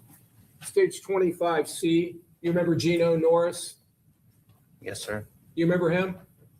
He was also wow. really young when this happened, wasn't he? Wow, this is one of the victims. This is one of Foolio's friends who was also shot.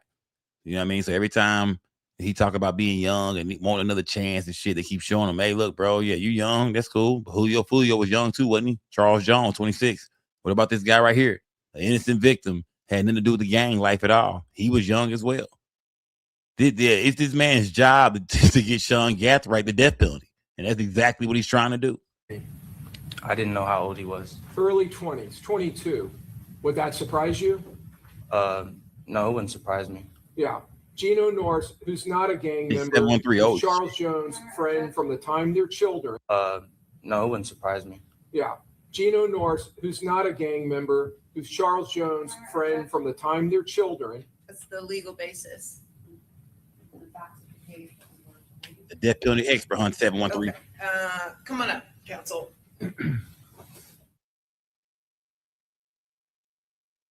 They had to take a break, nigga, real quick, man. Look, that nigga was trying to feel talking like a motherfucker. Look at Shawn Gathright. He hear everything. Trying to act like he don't hear shit. I think you saved yourself, man. I don't think Shawn Gathright or none of the other guys are gonna get the death penalty, man. I think it's gonna be life without, you know what I mean, with no parole, of course. But I think Shawn Gathright did a good job today, man. I ain't gonna lie to y'all, man. As far as just being just a friendly ass nigga. I think he did a good job at that. I think he showed he was a real, you know what I mean, that he can be. You know what I mean? That he can be a friendly ass nigga. Smash that like button. You know what I mean? Salute to everybody. Billy, y'all put some color in this chat, gang. It's almost my birthday, gang. It's almost my birthday. Xavier Edwards. 25C, Gino Norris. And you saw the autopsy photos of Charles Jones. My question to you is, after you and your friends inflicted that carnage on June 23rd, and as you were running States 2059C, this is actually you running to shoot them, but when you were running back past that Tesla, were you feeling a lot of trauma at that point? It was so long ago, I try to not remember anything from that night. Were you remorseful as you were running back with that AR-15 in your hands? Like I said, I try to remember nothing from that night. Was it traumatic to you as you went back to the car with that AR-15? Was it still smoking? Was it still warm in your hands from firing it? Damn. God damn, bro. Damn. Oh, whoa. Damn. Damn. Time out. Damn. 713. Where my nigga take 713? Cream said, don't answer that shit, nigga. Cream said, do not, nigga, don't say, don't, nigga, what Papa say, don't say nothing. Don't you say nothing. You say this nigga the death penalty expert. Why? Nigga said, how did it feel right after you gunned down Charles Jones and his friends? How did it feel when you were running back to the car, running right past that Tesla camera with that AR in your hand? When you got in the car, was that motherfucker still smoking? Was it still hot? You know, could you smell the bodies on that motherfucker? Could you smell the bodies? Ooh, shit. It's this white boy job to get this nigga ass put to death. Y'all like some gas up, man. This is life, man. To these young niggas, this is what it is, man. All that street shit, want to be hard shit, gunning down your own people for a white man. They have a decision whether you live or die. Think about how dumb these niggas are out here. You run around with a gun and shit. I seen a video today of a dude dressed in all red at a gas station trying to check some dope fiend old nigga, checking this nigga for no reason and shit. Pulled a gun out in the store. Undercover white boy gun his ass down. I said, boy, you niggas are dumb, boy. The shit we try to do to each other, not knowing the white man gonna have the last laugh and the last say so of our motherfucking life or our goddamn man. I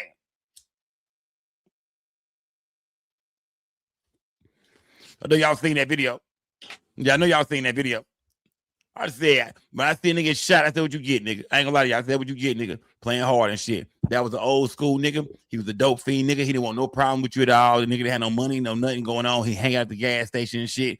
And you was charging a nigga up like he was some big boy ass, big boss nigga who had a Glock on his hip, gold jewelry. Yeah, you was coming at that nigga like he was a somebody. You could have left that nigga the fuck alone, fam. You blew up on that nigga. White boy gunned your ass down. That's fucked up. But I mean, that's what happened. In the middle of doing something to one of our own. You feel me? In the middle of doing something to one of your own, trying to charge up a black nigga, trying to pull a gun on a brother who is unarmed. Come on, man. None of the white man got the final say so over Shawn Gathwright's life. You dig? Y'all jumped out on Foolio, G.I. Joe style and shit. Y'all put all that time, energy, and effort into killing this nigga. Now these white boys here working to get your ass killed, working to get your ass put away. We gotta stop killing each other, man. Yeah, like we gotta stop killing each other, man. For real, bro. That's why black people can't run this country, man. It's not enough of us. All the men are dead or in jail. Think about that, y'all. There ain't enough niggas to run the world. Shit, all the niggas are dead or in jail. Sustain the objection. Were you feeling remorse as you were getting back into the Impala? Like I said, I just try to focus on today and moving forward. So the next day, that Impala, that was your car. You drove that around, right? It was your mom's, but you drove that car, correct? Yes, sir. It was my mother's car. Right. And that was the car you drove from Jacksonville to Tampa in, correct? Nah, nigga, nah. Yeah, you on that nigga ass, fam. You did. What's gonna get him is he can't be remorseful. That's the main thing they look at. Said and they said it, and they said it right. And it seemed like he won't just come out and say the shit they want him to say. Like right now, when your life on the line, nigga, all that whole shit's out the window. Now they say that your boy, what's your boy? One of the Murphy boys. They say, which Murphy brother was it? It wasn't Rashad. What's the other one name? They say he was over there laughing the whole time, man. They say this nigga was over the whole time giggling and laughing while niggas was in here begging for their lives and shit. They say, yeah. They say Davion Murphy didn't give a damn. They say Davion was in that whole laughing and shit. They say even when this was going on, Davion was over there laughing like a motherfucker. Like, look at this nigga. Look at this bitch ass nigga trying not to get the death penalty. Nigga, it's over with, nigga. Fuck the streets, nigga. Fuck life, nigga. Yeah, fuck all you niggas, fam. Yeah, fuck this world, nigga. I don't give a fuck, nigga. Yeah, Davion Murphy's over there playing. I don't give a fuck, gang, nigga. Please, shit, take me out, nigga. I don't give a fuck, nigga. Either way, nigga. Either way, I'm leaving out the county, nigga. I mean, out the motherfucking state, nigga. Either way, the state gonna release my body, nigga. I don't give a fuck, nigga. Either way, y'all gonna bury me. Y'all gonna send me home to my people, nigga. I don't give a fuck, nigga. Let's get this shit out the way, nigga. Send me to the motherfucking jack, nigga. Yeah, Davion over there. They think Davion was laughing throughout the whole trial today, bro. He was just giggling and shit over there, bro. Hearing these niggas begging. Would you look at these bitch ass niggas over there begging for their life, man? What type of nigga don't want to die? What type of nigga don't want to die, fam?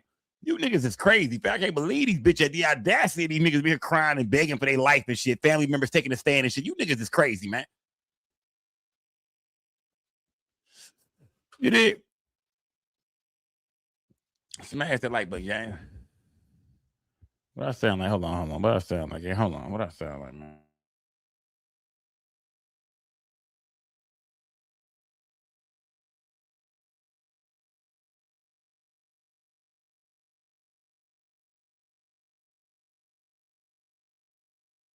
All right, what I sound like? What I sound like now? Do I sound better? What do I sound like, man? Do I sound better? Let me know, chat. Do I sound better in the chat? Let me know, man. Do I sound better? Smash that like button. Salute everybody. Bit of Mississippi Swine. What's good, my nigga? I'm working to a point, Your Do I Honor. sound better? Why don't we just get there? All right. So this car, this Impala that you drove from Jacksonville to Tampa in with Mr. Chance and Miss Andrews, the one that you drove in tandem with the Silver Cruise, the same car that you utilized to drive the assault team, the shooting team, which you were a part of that night. That same car that you drove around Tampa in the early morning hours for several hours, tracking, stalking, and hunting Charles Jones and his entourage. Sustained. That same Impala, you drove that to Polk County the next day, and you dropped it at your grandmother's house, right? The same grandmother who came in here last night and testified for you, correct? Overall, go ahead. You can answer that question. Isn't that correct? What is the question? You dropped the Impala, the one that had all of these shooters in it, the one that was utilized in this murder, that was such a vital cog in this plan. You dropped it at your grandmother's house in Auburndale, didn't you? I'm here to testify about today. Are you going to answer that question, or are you going to avoid it? Because that's not what I asked what you were doing here today. I think we all understand what you're here to do today. Smash the like button, man. Shout out to my nigga Chicago. Chicago, is that KJ? I think it's my nigga KJ, man. KJ, I did not know you Chicago 1288 this whole time, bro.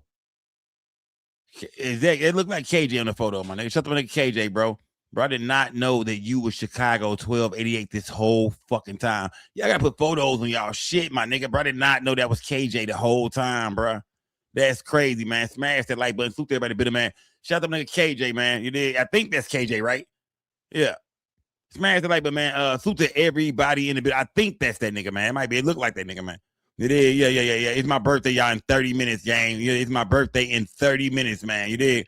It is my birthday in 30 minutes, man. I might not be on the live. I'm not gonna lie to y'all. I got 10 bitches waiting on me. It's 11 some. I got 11 some going on tonight. Yeah, I know you niggas done did 3-somes and 4-somes. I got 11 some going on tonight. So I do got 10 bitches waiting on me, gang. So I do gotta get off here real soon, gang. But smash the like. We gotta get through this shit, man. This is Shawn Cotton fighting for his life, gang. On the stand, took the stand to talk to the prosecution. They're cross-examining him right now, and they on his ass right now, man. They trying to get this boy the death penalty, man. They trying to all this innocent shit. They trying to show y'all this is not real. This nigga is a killer. what you're testifying about. We've all I'm seen- asking you specifically about your remorse. Were you remorseful when you dropped that car off and left it at your grandmother's house in Auburndale? I did go to my grandmother's house. Were you feeling remorse when you hugged her and got into the Forerunner and left her with the Impala after you wiped it down? Sir, I'm just telling you that today I would like to express my remorse to the I family and to the understand. I court. understand what you're trying to do today. I'm asking you, since you're trying to convince this jury that you're remorseful, were you feeling remorse that next day or later that day? I don't remember these days in detail, how I was feeling, what I was thinking. What about later that night when you went to Orlando? Were you feeling remorse when you were out partying at Club Parlay, celebrating what you had done that day? That was my sister's birthday party. What did you feel any remorse while you were drinking Don Julio tequila and putting that in your video? Not funny, gang. Not funny.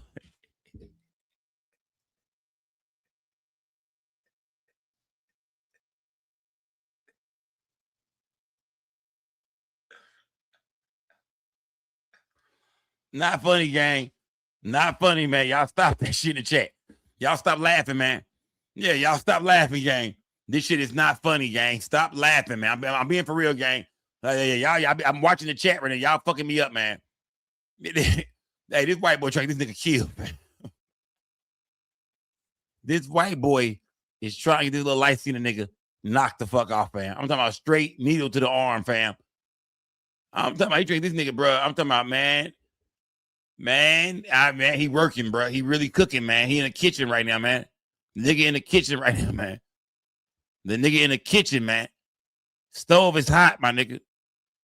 The stove is hot, my nigga. All 4 burners is on, bro. White boy got pots on every burner right now. White boy got pots and pans on every burner on the stove right now. This motherfucker is cooking, man. Shawn don't know what to say, man. Shawn don't know what to say, bro. He cook. I mean, the white boy is cooking, fam. Hey, celebrating what you had done that day?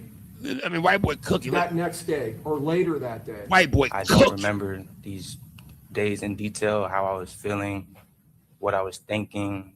What about later that night when you went to Orlando? Were you feeling remorse when you were out partying at Club Parlay, celebrating what you had done that day? That was my sister's birthday party. What did you feel any remorse while you were drinking Don Julio tequila and putting that in your video and throwing gang signs? I'm here to testify about today, sir. We've all seen the evidence. We've all reviewed everything. Mr. Chance, it's not time for you now to make speeches. You've politely answered your counsel's questions. Can you not answer the state's questions? Is there something about my question you don't understand? I was getting to I'm it. sorry, I'm sorry, Mr. Gafford. I called you Mr. Chance. Excuse me. I was risk game crazy.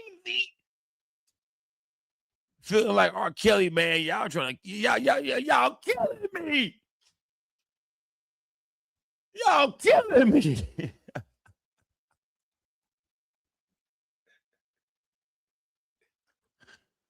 Y'all killing me, man. Feeling like R. Kelly, man.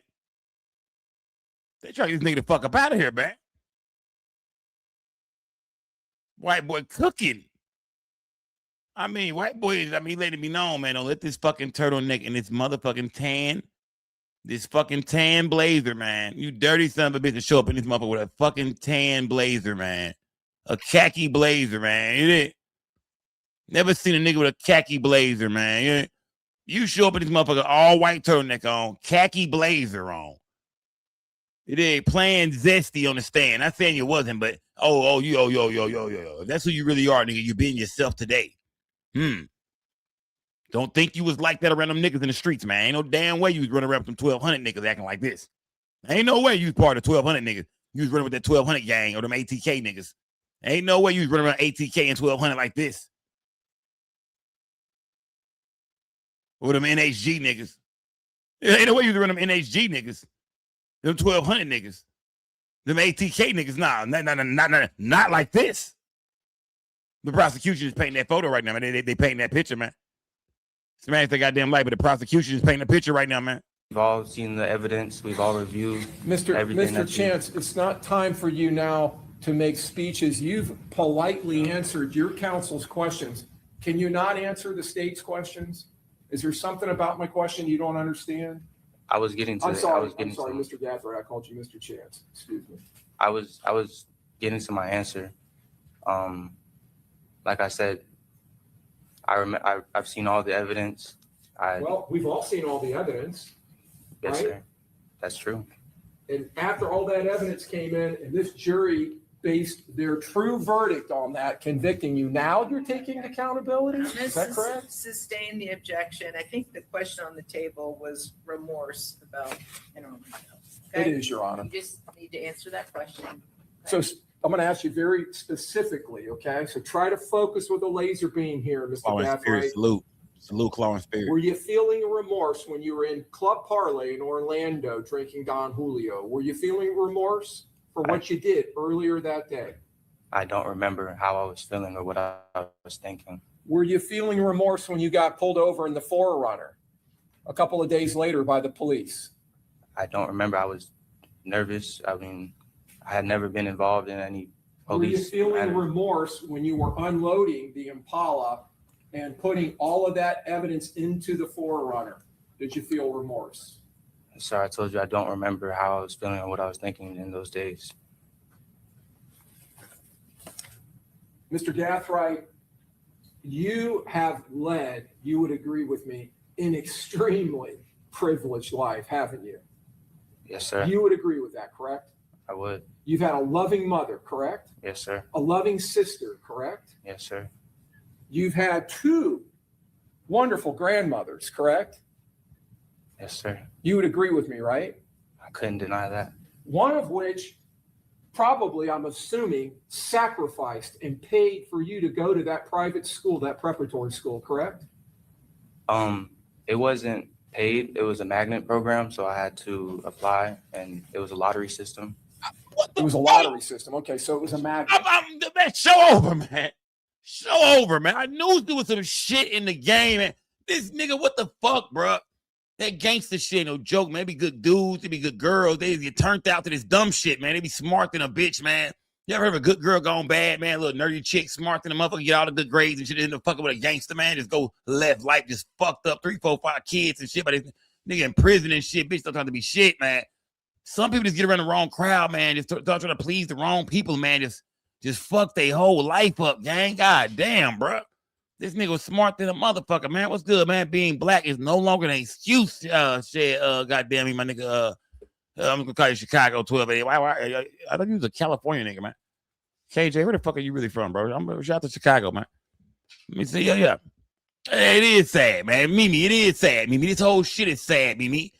But this is news, Mimi. So I gotta break this shit the fuck down. D Rich, let me see where that turtleneck keep blood flowing so he wouldn't pass out. Neck in Florida and May sheesh. Turtleneck in Florida in May. Sheesh. Okay, that's what you're saying. A turtleneck in Florida in May. Nigga, it's about 88, 95 degrees outside. This nigga got a motherfucking turtleneck on, man. Yeah. Get the fuck out of here, nigga. Motherfucking, yeah. Motherfucking me khaki vest on, khaki blazer, and the turtleneck, nigga, all white joint. Hell nah, we ain't buying that. Yeah, this nigga, yeah. Shit ain't looking good for this boy right now, man, as far as how the prosecution getting down. But do I think he's already, I think the character witnesses were really sold it, man.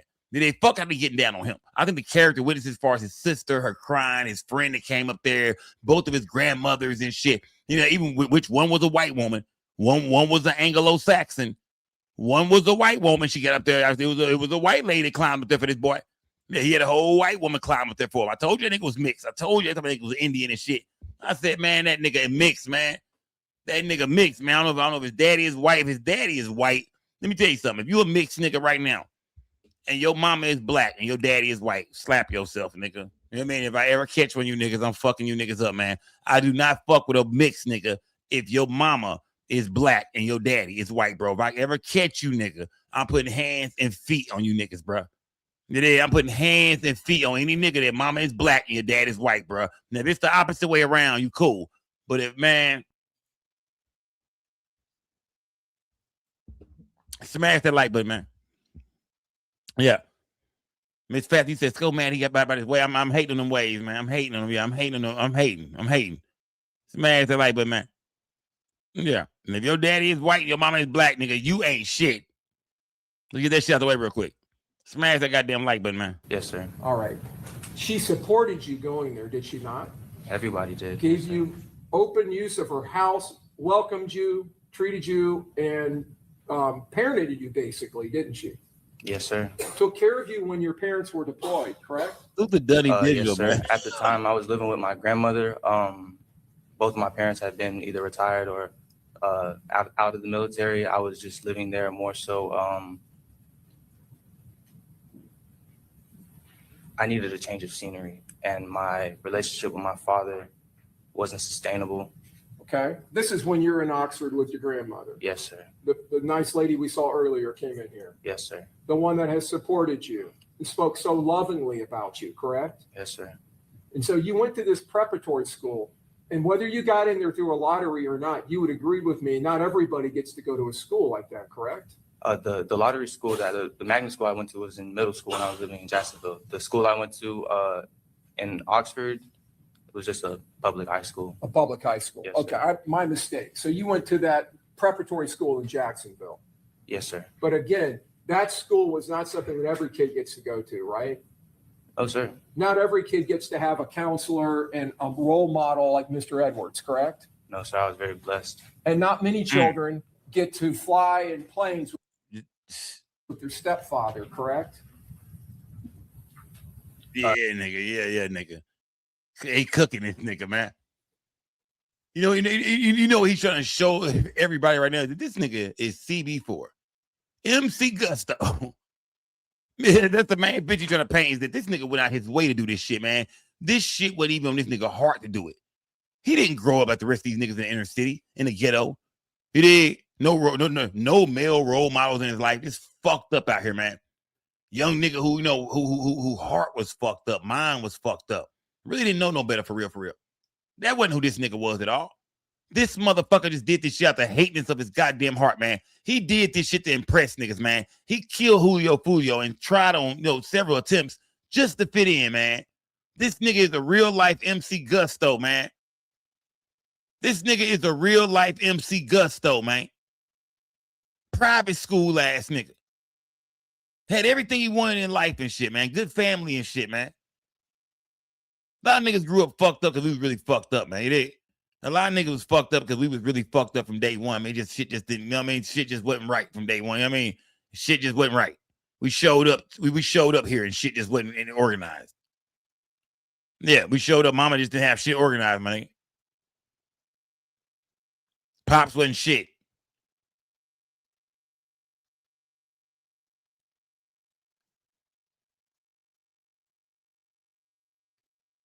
If you're a black nigga like me, man, and it's some nigga in this chat, I'm talking about y'all niggas ain't even black. You niggas are blue and purple.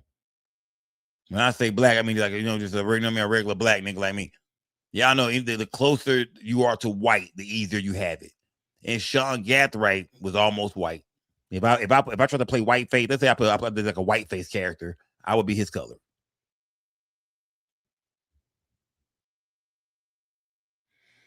Shawn Cotton could have got a good job out here, man. Shawn Cotton could have got a good goddamn job out here, man. You know what I mean? Shawn Cotton, you know what I mean? You had a chance, bro. The rest of them niggas, the Murphy boys, they been fucked up. Them niggas ain't shit. Davion Murphy, that nigga ain't shit, fam. Rashad Murphy, them niggas ain't shit, bro. You actually had a chance, bro. We disappointed in you, fam. I think that's the word we really want to use for this shit, man. We disappointed in you, bro. You could have been somebody out here, man. You could have made a difference, man. They said you was a good cat, man. You know what I mean? You had a chance to be a young black man, you know what I mean? Coming out of goddamn Jacksonville. You could have made a difference, bro. But you got infatuated, just with that gang shit and what them niggas was doing. You know how to use weapons and shit. Like this nigga's a good shooter. Like this nigga was like, he got like some kind of like military background or Boy Scout type shit background. Like that's why he was busting them guns like that. He's good at it. Oh yeah, them guns and shit. Now, nigga, I mean, he know he get his hands on some goddamn weapons, man. This guy could have been an army star. I mean, a fucking war hero type shit. Like he was meant to be somebody, man. He just jumped off track for some dumb shit, man. I don't know if he started jamming that Young and Ace or what the fuck it was, man. I don't know if he started jamming that Young and Ace, jamming that Case. I don't know what happened, but somewhere down the line, he just wanted to get involved with some shit that seemed like it had nothing to do with him. So when you think about everything you hear about this whole Jacksonville beef, all the gangs we can name, 600, Foolio and them click, goddamn what 6 block, what was that shit, 6 block or some shit, ATK, the No Hospital Gang, the 1200s, all them niggas out there, the ATKs, all them niggas out there, man. Shawn Cotton don't fit nowhere in the goddamn story, man. He don't fit nowhere in the goddamn equation for real. Besides, he ran around with Isaiah Chance, who was a nigga who I guess ran around with ATK. Like, where does he even fit in for real? How did he even get involved in this shit? Smash that goddamn like button, man. This nigga is MC Gusto. I know, sir. And fly around in Asia and get to see islands off the coast of Okinawa. Oh, wow. No, sir. I was very blessed. You are very blessed, aren't you? Yes, sir. And not every kid gets to go to Scotland, right? No, sir. Or Ireland. No, sir. Or Paris. No, sir. Or London. What? No, or Spain. What? No, sir. Cape Town or Johannesburg or both in South Africa? Cape Town. Cape Town. Wow. Beautiful city, right? Wow. You got to go experience that when you were growing up, correct? I did. Because you had such loving people around you supporting you, correct? Yes, sir. In fact, your grandmother went with you on that trip, did she not? Or not on that one, but on the ones to Several Europe, trips, correct? yes, sir. Yeah. Yes, sir. And we heard you got to meet up with your sister in one of those trips, correct? I did. I had the privilege.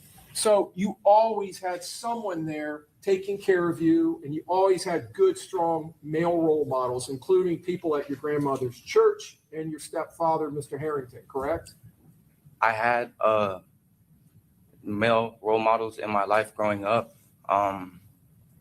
But in my more formative years, more so 16 to 18, I did not have a relationship with my father, and the male role models that came and testified, they were present, but not intimately as whenever I was younger, maybe middle school years. But when I turned around 16 to 18, it was the females that actually had that caregiving and, nurturing relationship with me. But Thank you for clarifying that. I appreciate it. yes, sir. Towards the more recent years, I didn't have that one-on-one and very close relationship with, those male role models in my life. You heard my stepfather say, after the divorce. I did hear that, Mr. Chance. Let me stop you, okay, and we'll go back to my question. I'm sorry? Mr. Gathright. I'm sorry. I keep calling you that, Mr. Gathright. Let me go back to what you said earlier.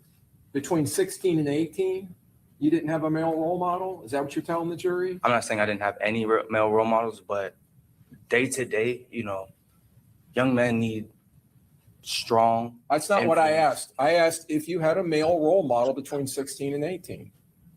I had a figure that I could go to, but not intimately. Mr. Edwards, right? Yes, sir. He had stayed in contact with you even when you graduated into high school, correct? Yes, sir. We definitely maintained a relationship, but And he seemed to be pretty enthusiastic about that, right? Yes, sir. Yes. In fact, you went on a cruise with him at some point, did you not? Yeah, when I was younger, yes. We had a very close relationship. And then from what you're saying, if I understand it right, wow, the females, I'm assuming you're talking about your grandmothers and your mom. This shit crazy. Stepped man. into the gap. Yes, sir. Yes, sir. It was grandmother's, mother, sister. So let me see if I got this right. When you were being brought up, and you were being brought up by a mother who was enlisted or an officer in the military, an officer, wasn't she? I don't know exactly what her rank is. I know she was a sergeant. But in the Marine Corps. That's his mama right there, the black woman. That's his mom. All right. And then you had a stepfather who was in the Air Force, right? Yeah, he was. From the time you were 3 all the way up to when they divorced in 2020. Yes, sir. All right. They taught you right from wrong, correct? Yes, sir. And we Of heard course. that from your grandmother, Yes, sir. right? Yes, sir. Yeah. Of course. Yes, sir. Miss Lyle, she told us the same thing. Right. They brought you up in the church. They taught you about the 10 Commandments. They taught you about right from wrong. Did they not? They did. All right. And they were excellent role models about living your life in a disciplined, honest, and right way, correct? And being law-abiding, correct? They really didn't have to worry about me. Well, let me just answer my question. Would you agree with what I'm telling you? That they were excellent role models of how to live a moral life? Yes, sir. They definitely instilled the foundation. Look to Miss Parker. May I have one moment, Your Honor? Miss Parker said they give one more. I think this nigga was getting teased as a sissy and had to prove his manhood. Fuck his life. It's over. Happy birthday, Sco. Damn, Miss Parker. I can tell you over drinking that motherfucking gin again. This is a gin night for Miss Parker, man. Shout out to hey, Mrs. Parker, man. I can tell you in that goddamn gin, man. Smash that goddamn light, but man, yeah. Salute everybody in the building, man. How do y'all think the prosecution did with him, man? How they did with him? Where you had lived, we heard about Mississippi, and was Jacksonville different than where you had lived previously? Jacksonville was How y'all unlike think he handled any other himself, city man? that I've been How did he handle lived in himself? or visited or any other country. The cultures, the neighborhoods, the people, it's completely different. And how old were you when you kind of started experiencing that culture shock? So when I moved to Jacksonville, I was about 9 or 10 years old. I didn't really know much about what the streets were, quote unquote, the streets were. Didn't know shit. Didn't know It was shit. more whenever I got to Nigga was playing Grand Theft Auto. Didn't know shit about no real shit. All he knew was that Grand Theft Auto. School, and I wanted to leave the magnet school that I was at. I wanted to be at more of a neighborhood school to be around the people I grew up with, because at the magnet school, it's 30, 45 minutes away. I, didn't really know anybody. I wasn't as close as the people who I grew up with. So around high school, that's when I started hearing about, and seeing, the different things like, the drugs and people dying and, stuff like that. And then I was caught completely off guard, but I was curious, like, what is this, and listening to the music, like, There we go. I said it. Like, caught off guard. Like, I'd never experienced something like that. I said it. He was a goddamn MC Gusto. I said it. This nigga didn't grow up with a hard upbringing, had a loving family, opportunity that niggas would die for, good role models in his life, but he heard the music. He started hearing about the gangs. He started wanting to be a part of this shit. He's seeing this shit all over social media. Oh, yeah, see, social media is where it's at. See, back in the days, we didn't have social media when I was in high school. I think shit would have been a lot worse. I would have been one of the most turned up niggas on social media. I would have been, charging all these niggas up, fucking all these niggas hoes. I would have been going crazy, fam. All kind of wars and shit. I would have been like, I would have did social media dirty. But I would have got locked up. I would have been one of them dumb niggas that got locked up.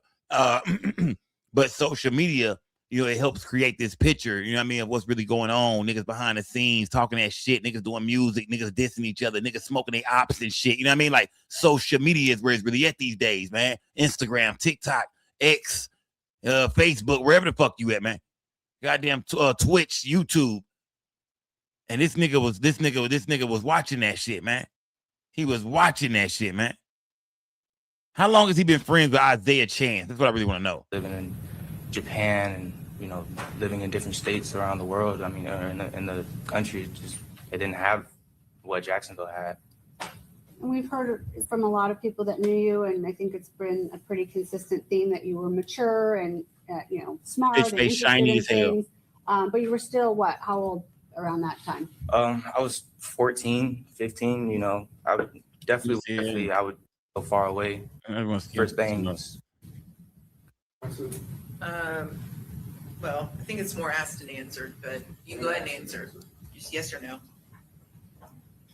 Just answer yes or no. What was Just what you were describing. Yes, I do. I would like to. Well, no. I'm sorry. Yeah, okay. no. Yeah. You gotta wait for a question. Okay, Mr. Gathright. Yes, ma'am.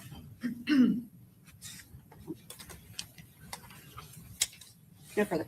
What y'all think, gang? What y'all think about Shawn Gathright, man? Salute to everybody in the goddamn building, man. Happy birthday, Sco. Shout out to Mouthpiece, man. Salute to my nigga Mouthpiece, man. That's 27 bricks too, my nigga. Shout out to my nigga Mouthpiece, man. Salute, gang. It's not my birthday quite yet, though. I'm not an old nigga yet, though. I still got a little bit of time, gang. I still got 8 minutes, goddamn it. Yeah. I still got 8 minutes, goddamn it. It is, yeah. I'm finna get off this motherfucker. I still got 8 goddamn minutes, man. Salute to everybody in the building, gang. Salute to everybody in the building, man. Smash that got them like, but what do y'all think they gonna do, man? I think I'm gonna say this, man. I seen Isaiah Chance had people that took the stand as well, so did the other people, but when it came to Shawn Gathright, this is the main guy I was paying attention to because he's the one who really selling the shit, if you ask me, gang. And if you ask me, Shawn Gathright is doing a good job at showing that you ain't gotta kill us though. It's y'all to steal from Juice, nigga. You ain't have to kill you ain't gotta kill us though, nigga. Like, yeah, that's all they trying to prove right now, gang. This whole penalty phase is about, nigga, you ain't gotta kill us though. Damn. Yeah, we jumped out on Foolio G.I. Joe style, nigga. Rambo style, nigga. Military style, nigga. But goddamn, nigga, you ain't gotta kill us. Fuck. Just let us live in jail. Should we not live in peace in prison? Picture a nigga saying that, nigga. Can we just not live in prison? Goddamn, fam. Why you trying to kill a nigga, bro? I just want to go to prison. Nigga, I mean, life go from being a free nigga every day, waking up eating what the fuck you want to eat, man. Going where you want to go, living your life, man. Doing like Shawn Gathright was doing, man, traveling the world and shit like that, man. Life go from all that shit, man, to what them niggas going through now, man. That's a damn shame, bro. You dig? You free as a motherfucker, man. Remember that, gang. To everybody in this chat right now, remember, you free as a motherfucker right now, man. Do not ever get to the day where you gotta decide or beg for how much time you gonna get in prison and shit, man. Live your life, man. Stay away from confrontation, man. Don't kill a nigga unless he in your yard or he in your, you know what I mean, on your porch. Other than that, man, you dig? Yeah, keep that pistol in your hoodie, nigga. Yeah, do not, yeah. You know what I mean? Stay out the way, man. Live, you know what I mean? Live your life, gang. Be happy about everything you got, man. Just waking up, your bed, your kitchen, your bathroom, your privacy, your TV, you're just being, you know, your refrigerator, eat what you want to eat. You can leave the house, jump in your car, go where you want to go, fly where you want to fly, travel where you want to travel. Enjoy life every day, my nigga. You hear me? Enjoy life every day, my nigga. I'm out this bitch, man. Look, hey, we gonna keep our eyes on this shit, man. When they get sentenced, man, of course, I believe it's gonna be life, no possibility of parole. I believe they sold this shit for sure. Shawn Gathright, he sold it. He sold it. I know the prosecution was on his ass and shit like that. You know what I mean? The death penalty expert. But I think Shawn Gathright and his family still sold it, man. Life without parole is that's gonna be my guess about what the verdict gonna be. Not the verdict, but the sentence gonna be, man. Either way, gang, smash that like, but man, it's big scope gang or no gang or don't bang. Salute to everybody in the building, gang. Shout out to D Rich, man. Salute to D Rich, man. Shout out to everybody that donated tonight, man. Y'all went crazy tonight, man. Salute to everybody that donated tonight, man. Y'all went crazy, man. It's my birthday tomorrow, gang. It's not I got 5 minutes, gang.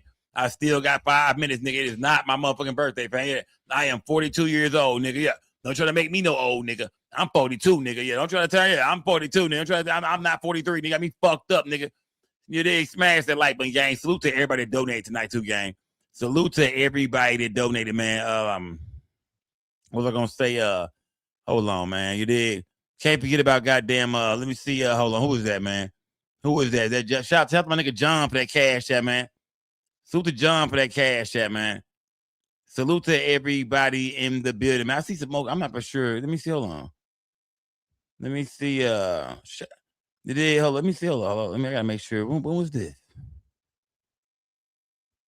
Yeah, okay. Shout out to Aries 1 too, man. Shout out to Aries 1 for that cash app. Shout out to Aries 1 for that cash app, man. You did. Shout out to Tata for that cash app. That's Tawana Ty. That's you. Shout out to you for that cash app, man. I didn't want to miss the cash app, man. Salute to everybody in the building, gang. It's big scope gang or no gang or don't bang. Remember, we don't break the news. We just break the news down. I'm gonna keep y'all updated on the whole shit going on with the Foolio trial, man, with the penalty phase.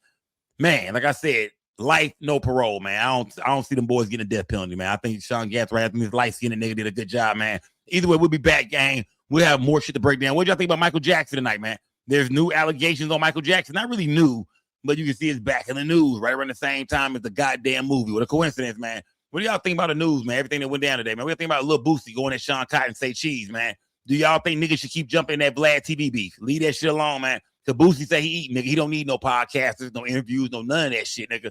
Salute to everybody in the building, gang. We'll be back tomorrow night for my birthday, gang. Cause it's not my birthday. I got 3 minutes. It's not my goddamn birthday, yeah. I got 3 minutes. It's not my birthday, gang. It's my birthday in 3 minutes. Salute to everybody in the building, gang. I'm out this bitch, man. Till next time, it's Big Scope gang and no gang or don't bang. Remember, we don't break the news. We just break the news down. I'm gone, gang. To the whole gang, man. To the whole gang. I'll see y'all later, man.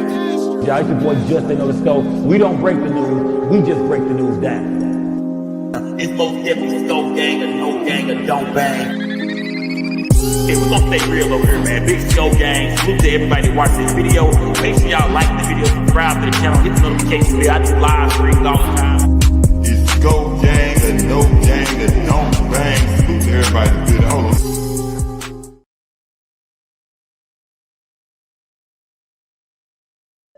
I want to show y'all this real quick, y'all. Go, hey, gang, come on, man. Just been able to go with Big Cartel, y'all. Go to the website, gang. I got everything in every color, gang. We got everything in every single color, gang. Go show me some love. If you did, you break your gas, man, on a Scope Gang trade. You might not be gang, you know. Yeah, y'all niggas talking about y'all big smoke in the chat, y'all big blow and shit. Well, why ain't you got the trade yet? Why ain't you